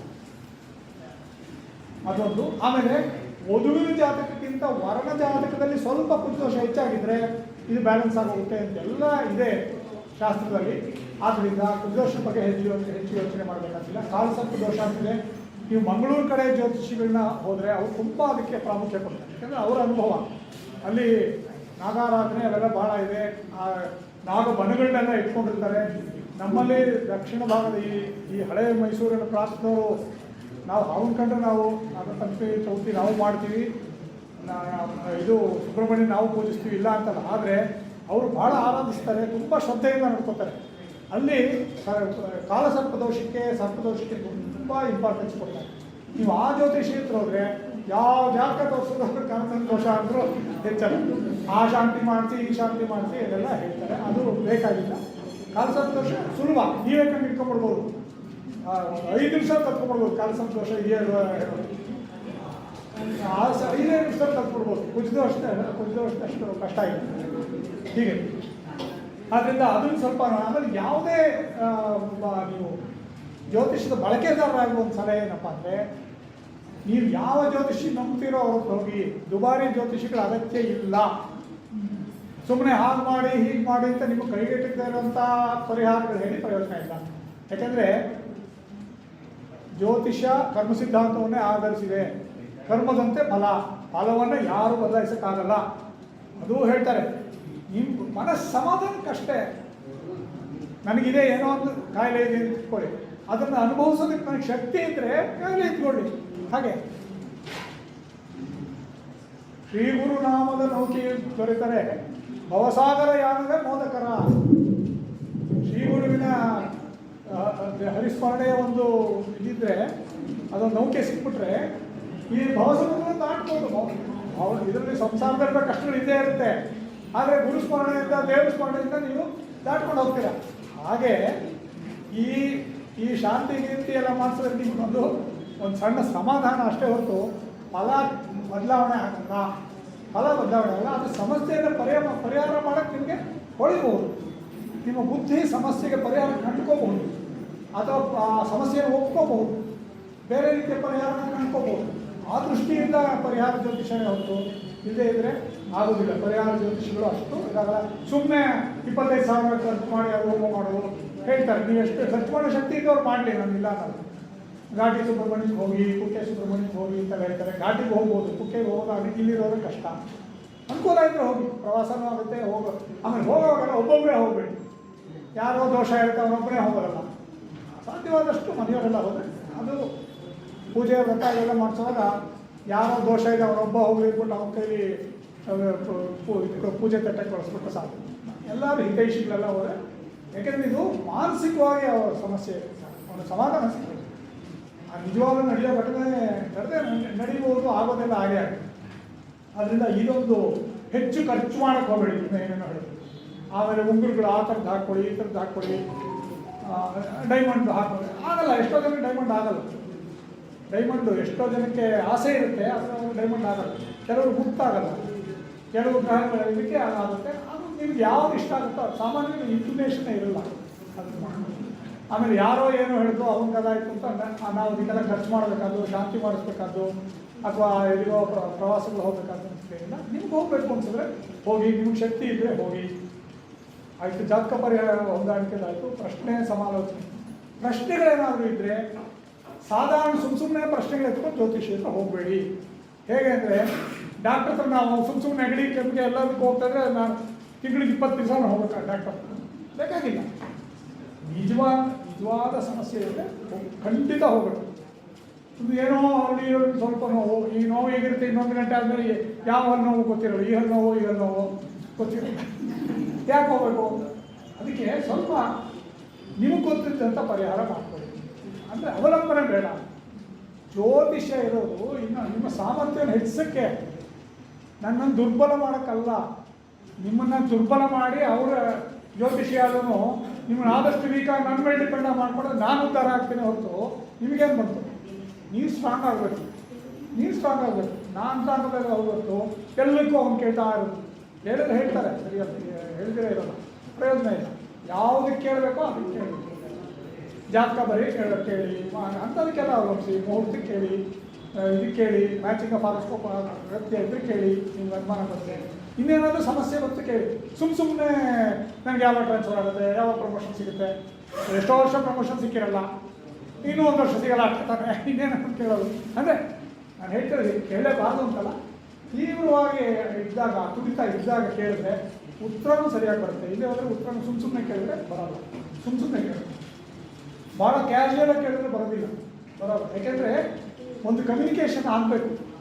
ಕೇಳೋದು ಮತ್ತು ಉತ್ತರಿಸೋದು ಮಧ್ಯದಲ್ಲಿ ಒಂದು ಸಂವಹನ ಆಗಬೇಕು. ಆಗುವಂಥ ಅಲ್ಲಿ ಗ್ರಾವಿಟಿ ಇದ್ದರೆ ಉತ್ತರ ಸರಿಯಾಗಿ ಬರುತ್ತೆ, ಇಲ್ಲೇ ಹೋದರೆ ಬರೋದಿಲ್ಲ. ಪ್ರಶ್ನೆ ಇದರೊಳಗೆ ಬರೋದಿಲ್ಲ. ನಾನು ನೋಡಿದ್ದೀನಿ, ಕೇಳ್ತಾರೆ ಪ್ರಶ್ನೆಗಳು, ಕೆಲವು ಕೇಳ್ತಾರೆ ಫೋನಲ್ಲಿ ಕೇಳ್ಬೋದು, ಕೆಲವರು ಹೇಳ್ತಾರೆ ಫೋನಲ್ಲಿ ಕೇಳ್ಬೋದಾ, ಖುದ್ದಾಗಿ ಬರ್ತೀನಿ ಅಂತ. ಬೇಕಾಗಿಲ್ಲ, ಬಂದರೂ ಒಳ್ಳೆಯದು, ಆಗಲ್ಲ. ಯಾಕೆಂದರೆ ಅನುಕೂಲಗಳೆಲ್ಲ ಇರೋದಿಲ್ಲ.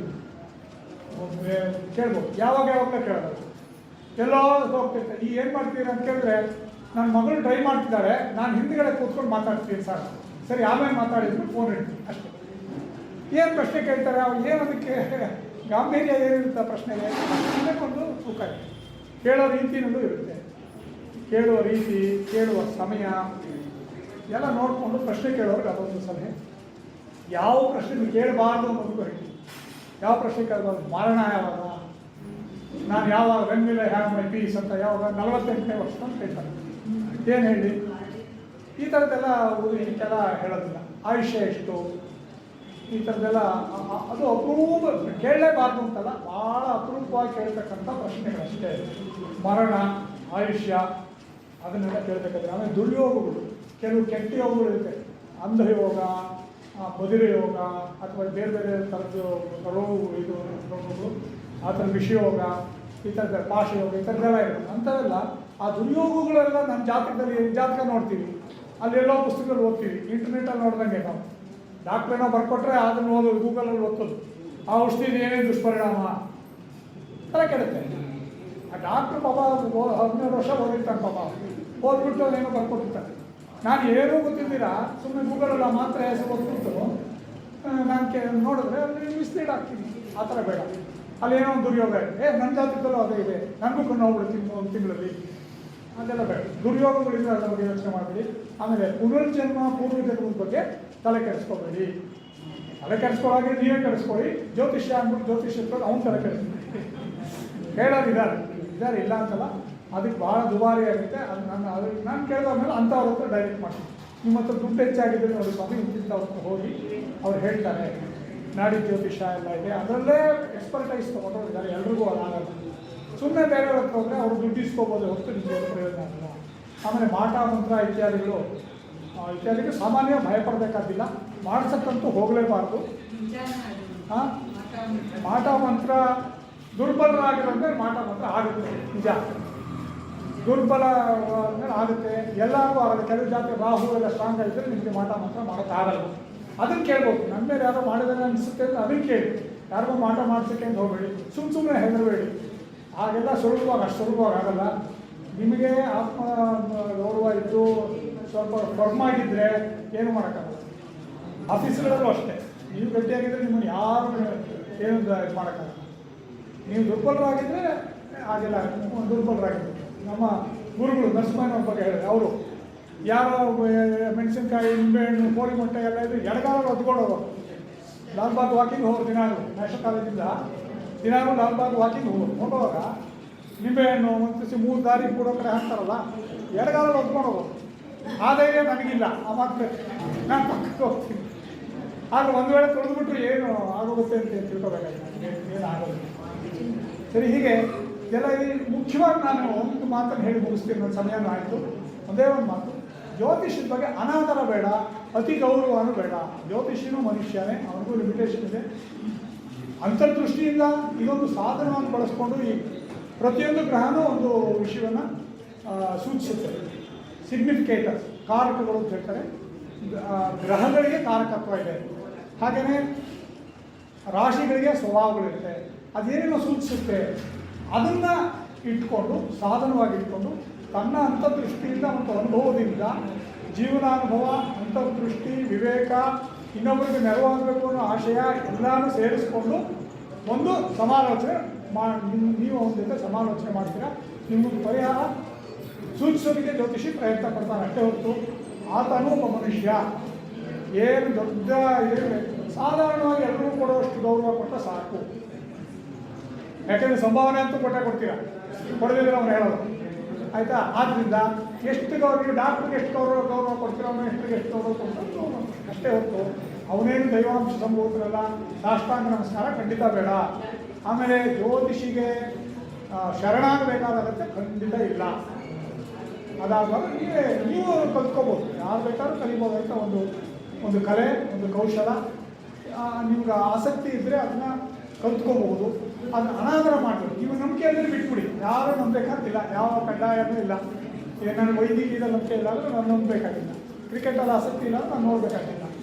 ಹಾಗೆ ಜ್ಯೋತಿಷದಲ್ಲಿ ಆಸಕ್ತಿ ಅಂದರೆ ಬಿಟ್ಬಿಡಿ ಅಷ್ಟೇ. ಅದ್ರ ಬಗ್ಗೆ ತಲೆ ಕಟ್ಕೋಬೇಕಾಗಿಲ್ಲ. ಸಮಯ ಸಾಕಷ್ಟು ತೊಗೊಂಡಿದ್ದೀನಿ. ನಾನು ಏನು ಹೇಳ್ಬೋದಾಗಿತ್ತೋ ಈ ಅಲ್ಪಾವಧಿಯಲ್ಲಿ ನಾನು ತಿಳಿಸಿದ್ದೀನಿ. ನಿಮ್ದೇನಾದರೂ ಪ್ರಶ್ನೆಗಳಿದ್ದರೆ ಉತ್ತರಿಸೋದಕ್ಕೆ ಪ್ರಯತ್ನ ಪಡ್ತೀನಿ. ಹೇಳಿ. ಈ ವೇದಿಕೆಯನ್ನು ಒಂದು ಅವಕಾಶ ಮಲ್ಲೇಶ್ವರ ಹಿರಿಯ ನಾಗರಿಕರ ಸಂಘದ ಪದಾಧಿಕಾರಿಗಳಿಗೆಲ್ಲ ನಾನು ವಂದನೆ ಮಾಡ್ತೀನಿ. ಇದುವರೆಗೂ ತಾಳ್ಮೆಯಿಂದ ಅದೆಷ್ಟು ವಿಷಯ ಯಾಕೆಂದರೆ ಕೆಲವೆಲ್ಲ ಸ್ವಲ್ಪ ಕ್ಲಿಷ್ಟವಾಗಿರೋದಿರುತ್ತೆ, ಅಸಂಬದ್ಧವಾಗಿ ಇರೋದು ಅಂತಲೂ ಅನ್ನಿಸ್ಬೋದು.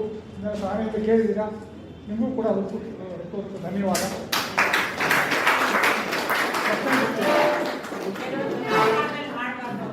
ಹಾಂ, ರಾಹುಕಾಲ ಉತ್ತರ ಭಾರತದಲ್ಲಿ ಇದಿಲ್ಲ, ಪ್ರಚಲಿತವಾಗಿಲ್ಲ. ಹಳೆ ಮೈಸೂರು ಪ್ರಾಂತದಲ್ಲಿ ಹೆಚ್ಚು ರಾಹುಕಾಲ. ಏನಂದರೆ ರಾಹುಕಾಲದಲ್ಲಿ ನಿರ್ದಿಷ್ಟವಾದ ಶಾಸ್ತ್ರಗಳಲ್ಲಿ ರಾಹುಕಾಲದ ಬಗ್ಗೆ ಏನು ಹೇಳಿಲ್ಲ. ರಾಹುಕಾಲ ಕೆಟ್ಟದ್ದು ಅಂತೆಲ್ಲ ಹಾಗೇನು ಹೇಳಿಲ್ಲ. ಪೂಜೆ, ಜಪ, ಧ್ಯಾನ ಇಂಥದಕ್ಕೆ ರಾಹುಕಾಲ ಬಹಳ ಶ್ರೇಷ್ಠ ಅಂತ ಹೇಳಿದ್ರು. ಅದನ್ನು ಮಾಡಲಿ ಅನ್ನೋ ದೃಷ್ಟಿಯಿಂದ ಅವಾಗ ಬೇರೆ ಕಾರ್ಯಕ್ರಮ, ನೀವು ರಾಹುಕಾಲ ಇರುವಾಗ ನೀವು ಯಾವುದೋ ಒಂದು ಬೇರೆ ಕಾರ್ಯಕ್ರಮ ಇಟ್ಕೊಂಡ್ಬಿಟ್ರೆ ಆ ಧ್ಯಾನಕ್ಕೆ, ಪೂಜೆಗೆ, ಜಪಕ್ಕೆ ತೊಂದರೆ ಆಗುತ್ತೆ ಅನ್ನೋ ದೃಷ್ಟಿಯಿಂದ ಬೇಡ ಅಂತ ಒಂದು. ಆಮೇಲೆ ದೀರ್ಘಕಾಲದ ಪ್ರಯಾಣವನ್ನು ರಾಹುಕಾಲದಲ್ಲಿ ಆರಂಭ ಮಾಡಬಾರ್ದು ಅನ್ನೋದು ಒಳ್ಳೆ. ದೀರ್ಘ ಪ್ರಯಾಣನ ರಾಹುಕಾಲದಲ್ಲಿ ಆರಂಭ ಮಾಡಬಾರ್ದು. ಫ್ಲೈಟಿಗೆ ನಾವೇನು ಮಾಡೋಕ್ಕಾಗಲ್ಲ, ಯಾಕೆಂದ್ರೆ ದಿನಾನು ಒಂದು ಟೈಮ್ ಇಟ್ಟಿರ್ತಾರೆ.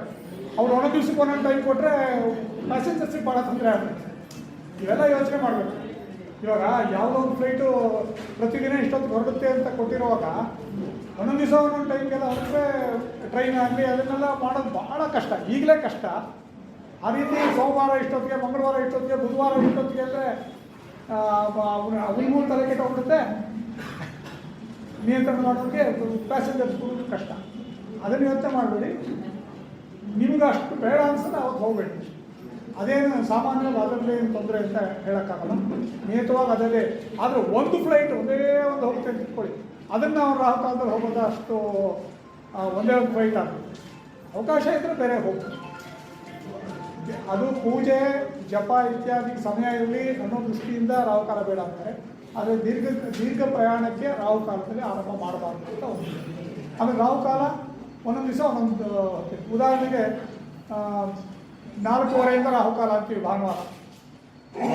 ಇವತ್ತು ರಾಹುಕಾಲ 4:15 ಅಲ್ಲ. ಇವತ್ತು ಸೂರ್ಯಾಸ್ತ 6:49 ಬೆಂಗಳೂರಿನಲ್ಲಿ. ಆದ್ದರಿಂದ ಕೊನೆಯ 1:37 ಮಾತ್ರ, 1:30 ಇರಬೇಕು. ಇವತ್ತು 7 ನಿಮಿಷ ಜಾಸ್ತಿ ಇರುತ್ತೆ. ಯಾಕೆಂದರೆ ಸೂರ್ಯೋದಯ 6 ಗಂಟೆಗೆ, ಸೂರ್ಯಾಸ್ತ 6 ಗಂಟೆಗೆ. ಹಾಗಿದ್ದರೆ ಮಾತ್ರ ಆ ಟೈಮಿಂಗ್ಸು. ಇಲ್ಲದೇ ಇದ್ದರೆ ಕೆಲವು ನಿಮಿಷಗಳು ವ್ಯತ್ಯಾಸ ಆಗುತ್ತೆ. ನೋಡಿ, ಇಲ್ಲಿ 4:15 ಶುರು ಆಗಬೇಕಾದ್ದು 5:13 ಶುರು ಆಗುತ್ತೆ. ಎಷ್ಟು ವ್ಯತ್ಯಾಸ? 43 ನಿಮಿಷದ ಅಷ್ಟು ವ್ಯತ್ಯಾಸ ಆಗುತ್ತೆ. ಹಾಗೆ ಅದೊಂದು ಅದು ಕೊಟ್ಟಿರ್ತಾರೆ, ಪಂಚಾಂಗದಲ್ಲಿ ಇರುತ್ತೆ. ಅದಕ್ಕೆ ಪಂಚಾಂಗ ಇದ್ದರೆ ಅದು ನೋಡ್ಬೋದು. ರಾಹುಕಾಲ ಇವತ್ತು ಎಷ್ಟೊತ್ತಿಗೆ ಅದು ಕೊಟ್ಟಿರುತ್ತೆ. ಆದರೆ ಮೈಸೂರಿಗೆ, ಈ ಒಂಟಿಕೊಪ್ಪಲ್ ಆದರೆ ಮೈಸೂರಿಗೆ ಕೊಟ್ಟಿರುತ್ತೆ. ಬೆಂಗಳೂರಿಗೆ 4 ನಿಮಿಷ ವ್ಯತ್ಯಾಸ. ಆದ್ದರಿಂದ 10:15 ರಾಹುಕಾಲ ಅಂದ್ಬಿಟ್ಟು ರಾಹುಕಾಲ 10:30 ಮುಗಿದೋಗುತ್ತೆ ಅಂದ್ಕೊಂಡು 10:30 ಶುರು ಮಾಡಬೇಡಿ. ಯಾಕಂದರೆ 11:00ವರೆಗೂ ಇದ್ರೂ ಇರ್ಬೋದು ಅಷ್ಟೇ. ಸಾಮಾನ್ಯಕ್ಕೆ ಏನಾಗಲ್ಲ. ನನಗೆ ತಿಳಿದ ಮಟ್ಟಿಗೆ ನನ್ನ ಅನುಭವದಲ್ಲಿ ರಾಹುಕಾಲದಿಂದ ಅಂಥ ಅನಾಹುತ ಏನಿಲ್ಲ. ದೀರ್ಘಕಾಲದ ಪ್ರಯಾಣ ಕೆಲವರಿಗೆ ಜ್ಯೇಷ್ಠ ನಕ್ಷತ್ರ, ವಿಶಾಖ ನಕ್ಷತ್ರ, ಅತ್ತೆ ಇಲ್ಲ ಮನೆ ಅಂತ ಹೇಳ್ತಾರೆ. ಆಶ್ಲೇಷ ನಕ್ಷತ್ರಗಳು ಸ್ತ್ರೀಯರಿಗೆ ಮಾತ್ರ ಅನ್ವಯಿಸುತ್ತೆ. ಇಲ್ಲ, ಪುರುಷರಿಗೂ ಅದು ತೊಂದರೆ. ಸ್ತ್ರೀಗೆ ಮಾತ್ರ ಅಂತಲ್ಲ, ಹುಡುಗರಿಗೂ ಅತ್ತೆ ಇಲ್ಲ ಮನೆ ಈ ಥರ ಏನು ಅನ್ವಯಿಸಲ್ಲ ಅಂತ ಅನ್ಸ್ಕೊಳ್ತೀನಿ. ಅಲ್ಲ, ಅತ್ತೆ ಇಲ್ಲ ಮನೆ ಅಂದರೆ ಅವ್ರಿಗೆ ಅಷ್ಟು ಸಂಬಂಧ ಇಲ್ಲ, ಅವನೆಲ್ಲೋ ಇರ್ತಾನೆ. ಹಾಗಲ್ಲ, ಕೂತ್ಕೊಳ್ಳಿ. ನೀವು ಹೇಳೋದು ನಿಜ. ಅತ್ತೆಗೂ ಸೊಸೆಗೂ ಇರೋ ಸಂಬಂಧ ಅಳಿಯನಿಗೂ ಅತ್ತೆಗೂ ಇರಲ್ಲ. ಇವಾಗ ನಮ್ಮತ್ತೆ ಒಡನಾಟ ಯಾರು ಹೆಚ್ಚು, ಅದರಿಂದ ಅಲ್ಲೇ ಹೆಚ್ಚು ಹೇಳ್ತಾರೆ ಹೊರತು ಅವ್ರಿಗೂ ಅದೇ. ಗಂಡಾಂತರ ನಕ್ಷತ್ರಗಳು ಆಶ್ಲೇಷ ನಕ್ಷತ್ರ ಕೊನೆ ಪಾದ ಆದರೆ ಆ ಥರ ಸಾಮರಸ್ಯ ಇರಲ್ಲ ಅಂತ ಅಷ್ಟೇ. ಸಾಮರಸ್ಯ ಇರಲ್ಲ. ಆಶ್ಲೇಷ ನಕ್ಷತ್ರದವ್ರು ಎಲ್ರಿಗೂ ಅಲ್ಲ, ಕೊನೆ ಪಾದ. ಆಶ್ಲೇಷ ನಕ್ಷತ್ರದ ಕೊನೆ ಪಾದ ಆದವ್ರಿಗೆ ಆ ಸಮಸ್ಯೆ. ಆಮೇಲೆ ಗಂಡಸರಿಗೆ ಇರುವಾಗ ಗಂಡಸರಿಗೂ ಇರುತ್ತೆ, ಗಂಡಸರಿಗೂ ಇರುತ್ತೆ. ಆದರೆ ಏನಂದರೆ ಅತ್ತೆ ಜೊತೆಯಲ್ಲಿ ಇರೋಲ್ವಲ್ಲ, ಅತ್ತೆಗೂ ಸೊಸೆಗೂ. ಆಮೇಲೆ ಗಂಡಸು ಮನೆಯಿಂದ ಹೊರಗಿರ್ತಾನೆ. ರೋಹಿಣಿ ನಕ್ಷತ್ರದವ್ರನ್ನ ಮದುವೆ ಆಗಬಾರ್ದು, ಅವರು ಮದುವೆ ಆದರೆ ಸೋದರ ಮಾವನ ತೊಂದರೆ, ಈ ಥರ ಏನೇನೋ ಪದ್ಧತಿನಲ್ಲಿದೆ, ಮತ್ತು ಅದು ನಡೀತಾನೂ ಇದೆ. ಅದೇ ನಿಮ್ಮ ನಂಬಿಕೆ ಮೇಲೆ ಹೋಗುತ್ತೆ. ಆ ಥರ ಏನಿಲ್ಲ. ನೀವು ನೋಡಿ ಮ್ಯಾಚಿಂಗ್ ಇದರೊಳಗೆ ಜಾತಕ ಹೊಂದಾಣಿಕೆಯಲ್ಲಿ ಕೊಟ್ಟಿದೆ ಟೇಬಲ್ಲು.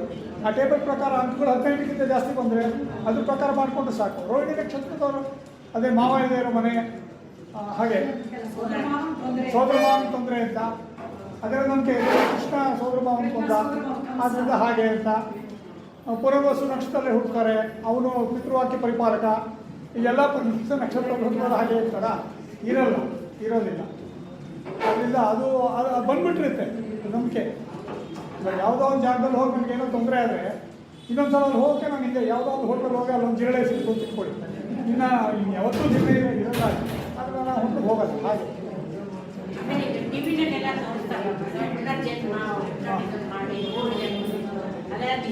ವಿಚಾರ ಅಂದರೆ ಬೇರೆ ಜ್ಯೋತಿಷ್ಯಕ್ಕೆ ಸಂಬಂಧಪಟ್ಟಿದ್ದಲ್ಲ, ಜ್ಯೋತಿಷ್ಯಕ್ಕೆ ರಿಲೇಟೆಡ್ ಅಲ್ಲ, ಅದು ಬೇರೆ ಕ್ಷೇತ್ರ, ಪೂರ್ತಿ ಬೇರೆ ಕ್ಷೇತ್ರ. ಪೂರ್ತಿ ಜ್ಯೋತಿಷ್ಯಕ್ಕೆ ನೇರವಾಗಿ ಸಂಬಂಧ ಇದೆ ಅಂತ ಹೇಳೋಕ್ಕಾಗಲ್ಲ, ಜ್ಯೋತಿಷ್ಯಕ್ಕೆ ಸಂಬಂಧ ಇಲ್ಲ. ಅದೊಂದು ಬೇರೆ ಸ್ಕಿಲ್ಲು, ಬೇರೆ ರೀತಿಯ ಕೌನ್ಸಿಲಿಂಗ್ ಸಲಹಾ ಸೇವೆ ಕೊಡ್ತಾರೆ. ಅದರಲ್ಲಿ ಸೂಕ್ತ ಮನಸ್ಸಲ್ಲಿ ಏನಿದೆ ಅಂತ ತಿಳ್ಕೊಂಡು ಅದನ್ನು ಮಾಡ್ತಾರೆ. ಅದೊಂದು ರೀತಿಯ ವಿಶಿಷ್ಟ ಸೇವೆ. ಸ್ವಗೋತ್ರದಲ್ಲಿ ಮದುವೆ ಆಗೋದಕ್ಕೆಲ್ಲ ಇದ್ರ ಕಾರಣಗಳು ಅಷ್ಟೇ. ಇದು ಆ ಥರ ಆಗುತ್ತೆ ಅಂತ. ಆಮೇಲೆ ಸಂತಾನ ಚೆನ್ನಾಗಿರಲ್ಲ, ಸ್ಟ್ರಾಂಗ್ ಆಗಿರಲ್ಲ ಅನ್ನೋದಕ್ಕೆ ಆ ದೃಷ್ಟಿಯಿಂದ ಮಾಡಬೇಕು. ಸ್ವಗೋತ್ರ ಆ ಹಿನ್ನೆಲೆಯಲ್ಲಿ ಇರುತ್ತೆ. ಕೆಲವೆಲ್ಲ ಏನು ಮಾಡ್ತಾರೆ, ಸ್ವಗೋತ್ರ ಇದ್ದಾಗ ಇನ್ನೊಬ್ರು ದತ್ತು ಕೊಟ್ಟು ಆ ರೀತಿ ಮಾಡ್ತಾರೆ. ಅದೇನು ಅಷ್ಟೊಂದು ಅದೇ ಇದಾಗುತ್ತೆ ಅಂತ. ಗುಳಿಕ ಕಾಲ, ರಾಹುಕಾಲ, ಗುಳಿಕ ಕಾಲ, ಅರ್ಧಪ್ರಹರ ಕಾಲ, ಯಮಗಂಡ ಕಾಲ ಅಂತಿದೆ 4. ಸಾಮಾನ್ಯವಾಗಿ ನೋಡೋದು ರಾಹುಕಾಲ, ಯಮಗಂಡ ಕಾಲ ಮಾಡ್ತಾರೆ. ರಾಹುಕಾಲ ಒಂದೇ ನೋಡೋದು, ಅದೂ ನೋಡಬೇಕಾದಿಲ್ಲ, ಯಾಕೆಂದರೆ ಶಾಸ್ತ್ರಾಧಾರ ಅಷ್ಟಿಲ್ಲ. ಅದಕ್ಕೆ ಹೇಳ್ತಾರೆ ರಾಹುಕಾಲ ಸ್ವಲ್ಪ ಮಟ್ಟಿಗೆ ನೋಡ್ಬೋದು, ಯಮಗಂಡ ಕಾಲನೂ ಸ್ವಲ್ಪ ಮಟ್ಟಿಗೆ ನೋಡ್ಬೋದು. ಆದರೆ ಗುಳಿಕ ಕಾಲ, ಅರ್ಧಪ್ರಹರ ಎಲ್ಲ ಬಿಡ್ತಾ ಹೋದರೆ ನಿಮಗೆ ಒಳ್ಳೆ ಕಾಲವೇ ಸಿಗಲ್ಲ. ಗುಳಿಕ ಕಾಲ ಮತ್ತು ಅರ್ಧಪ್ರಹರಕ್ಕೆ ಅಷ್ಟು ಇಂಪಾರ್ಟೆನ್ಸ್ ಇಲ್ಲ. ರಾಹುಕಾಲಕ್ಕೆ ಸ್ವಲ್ಪ ಮಟ್ಟಿಗೆ. ಹಾಂ, ಫೂಲಿಶ್ ಕ್ವಶನ್ ಅಂತ ಅನ್ಸ್ಕೊಬೇಡಿ ನೀವು. ಕ್ವಶನ್ ಸ್ವಲ್ಪ ಫೂಲಿಶೇ. ನಮ್ಮದು ಗ್ರಹಗಳು, ನಕ್ಷತ್ರಗಳು ಇದ್ರ ಮೇಲೆಲ್ಲ ನಮ್ಮ ಲೈಫ್ ಡಿಪೆಂಡ್ ಆಗುತ್ತೆ ಅಂತ ಹೇಳ್ತೀರಾ.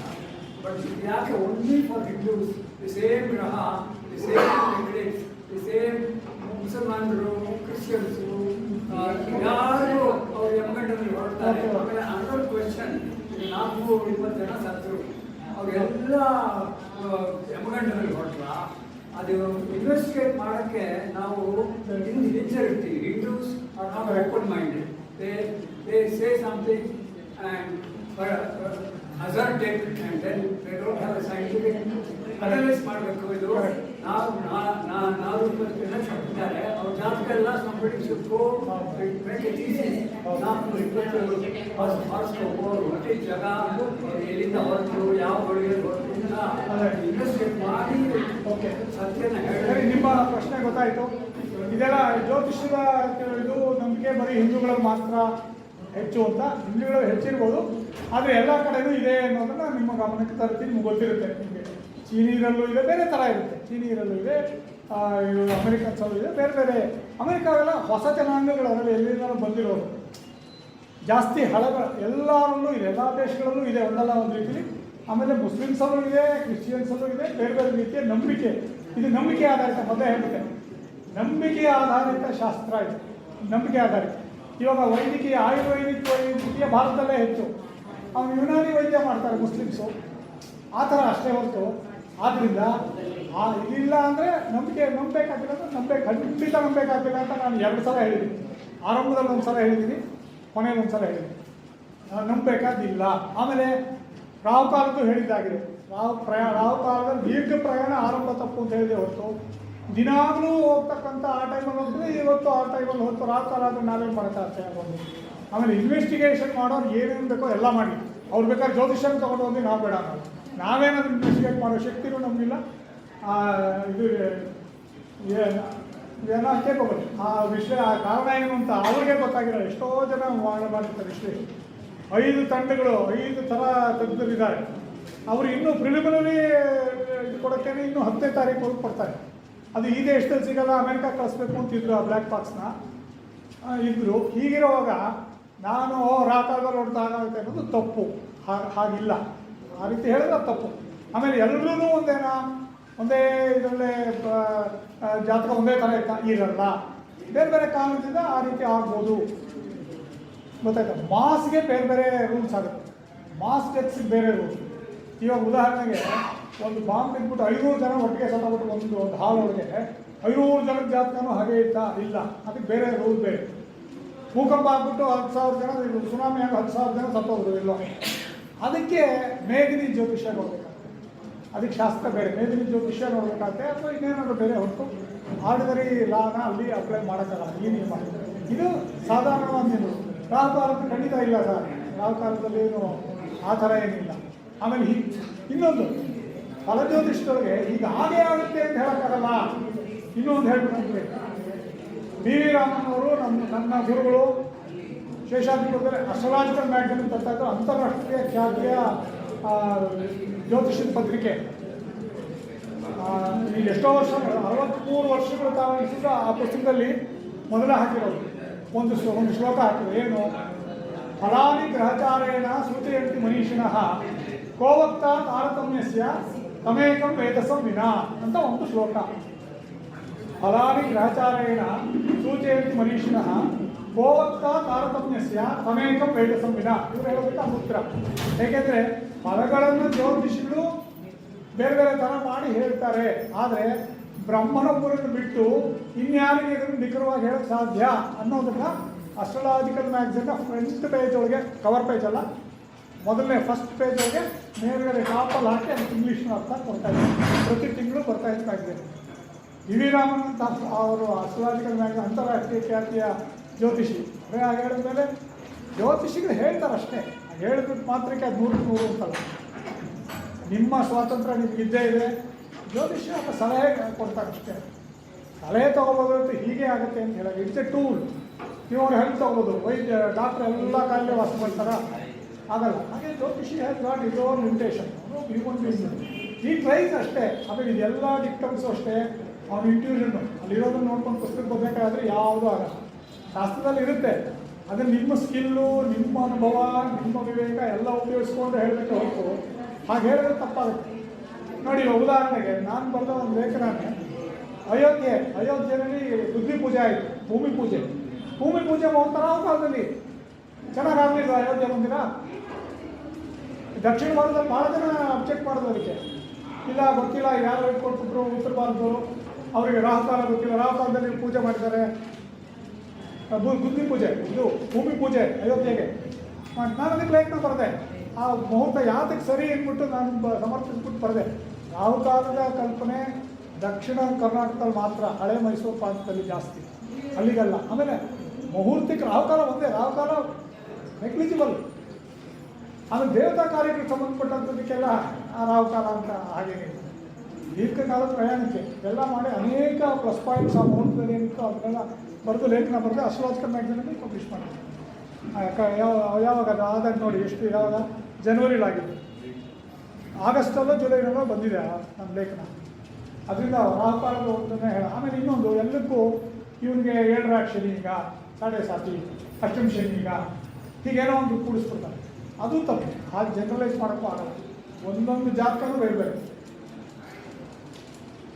ಅದರಿಂದ ಆ ರೀತಿ ಇದು ಮಾಡೋಕ್ಕೆ ಕಷ್ಟ. ಆಮೇಲೆ ಬರ್ತ್ ಪರ್ಟಿಕ್ಯುಲರ್ಸು ಸುಲಭವಾಗಿ ಸಿಗಲ್ಲ ಸರ್. ಯಾರ ಬರ್ತ್ ಪರ್ಟಿಕ್ಯುಲರು ಕರೆಕ್ಟಾಗಿ ಸಿಗಲ್ಲ. ಅಂಥದ್ರಲ್ಲಿ 500 ಜನ 274 ಜನ 262 ಜನ ಪ್ರಯಾಣಿಕರಿದ್ರು. ಅಷ್ಟೂ ಜನದ್ದು ಡೇಟ್ ಆಫ್ ಬರ್ತ್ ಸಿಕ್ಕಿ ಅನಲೈಸ್ ಮಾಡೋಕ್ಕೆ ಸಾಧ್ಯ ಆಗುತ್ತೆ ಅಂತ ನನಗೆ ಅನ್ಸಲ್ಲ. ಅದಾಗಲ್ಲ. ಎಷ್ಟೋ ಜನ ಜಾತಕ ಅದರಲ್ಲಿ 100 ಜನ 200 ಜನ ಜಾತಕನೇ ಇದೆ ಇರ್ಬೋದು, ಬರೀ ಒಂದು 60 ಜನ ಇರ್ಬೋದು. ಯಾರು ಕೊಡ್ತಾರೆ? ಅದು ಸರಿನೋ ತಪ್ಪು? ಎಷ್ಟೋ ಜನ ಜಾತಕ ನಕ್ಷತ್ರ ಗೊತ್ತಿಲ್ಲ. ನನ್ನ ಹತ್ರ ಕೇಳ್ತಾರೆ, ನಂಗೆ ಜಾತಕ ಹುಟ್ಟಿದ ದಿನ ಗೊತ್ತು ಸರ್, ನಕ್ಷತ್ರ ಗೊತ್ತಿಲ್ಲ. ಸೊ ಆ ಥರದ್ದೆಲ್ಲ ಇದೆ. ನಷ್ಟ ಜಾತಕದ ಪ್ರಶ್ನೆ ಇದೆ ತುಂಬ. ಇಲ್ಲಿ ಗೊತ್ತಿಲ್ಲದೆ ಇರೋ ವಿಷಯಗಳು ತುಂಬ ಇದೆ. ಅದರಿಂದ ಇದನ್ನು ಅದಿರೋ ಮಿತಿಗಳಲ್ಲಿ ಎಷ್ಟು ಮಟ್ಟಿಗೆ ಸಮಾಧಾನ ಕೊಡ್ಬೋದು ಆ ಕೊಡೋದಕ್ಕೆ ಮಾಡೋ ಪ್ರಯತ್ನ ಇದೆ ಈ ಶಾಸ್ತ್ರದ ಮೂಲಕ. ಅದಕ್ಕೆ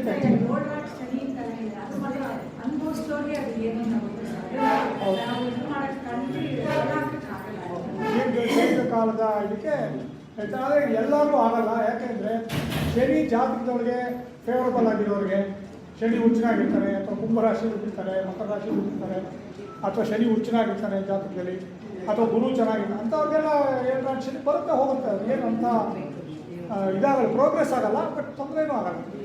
ಅದರಿಂದ ಎಲ್ಲರಿಗೂ ಒಂದೇ ಥರ ಅಂತ ದಯವಿಟ್ಟು ಅಂದ್ಕೋಬೇಡಿ. ನನಗಾಗ್ಬೋದು ತೊಂದರೆ, ನಿಮ್ಗೆ ಆಗದೆ ಇರ್ಬೋದು.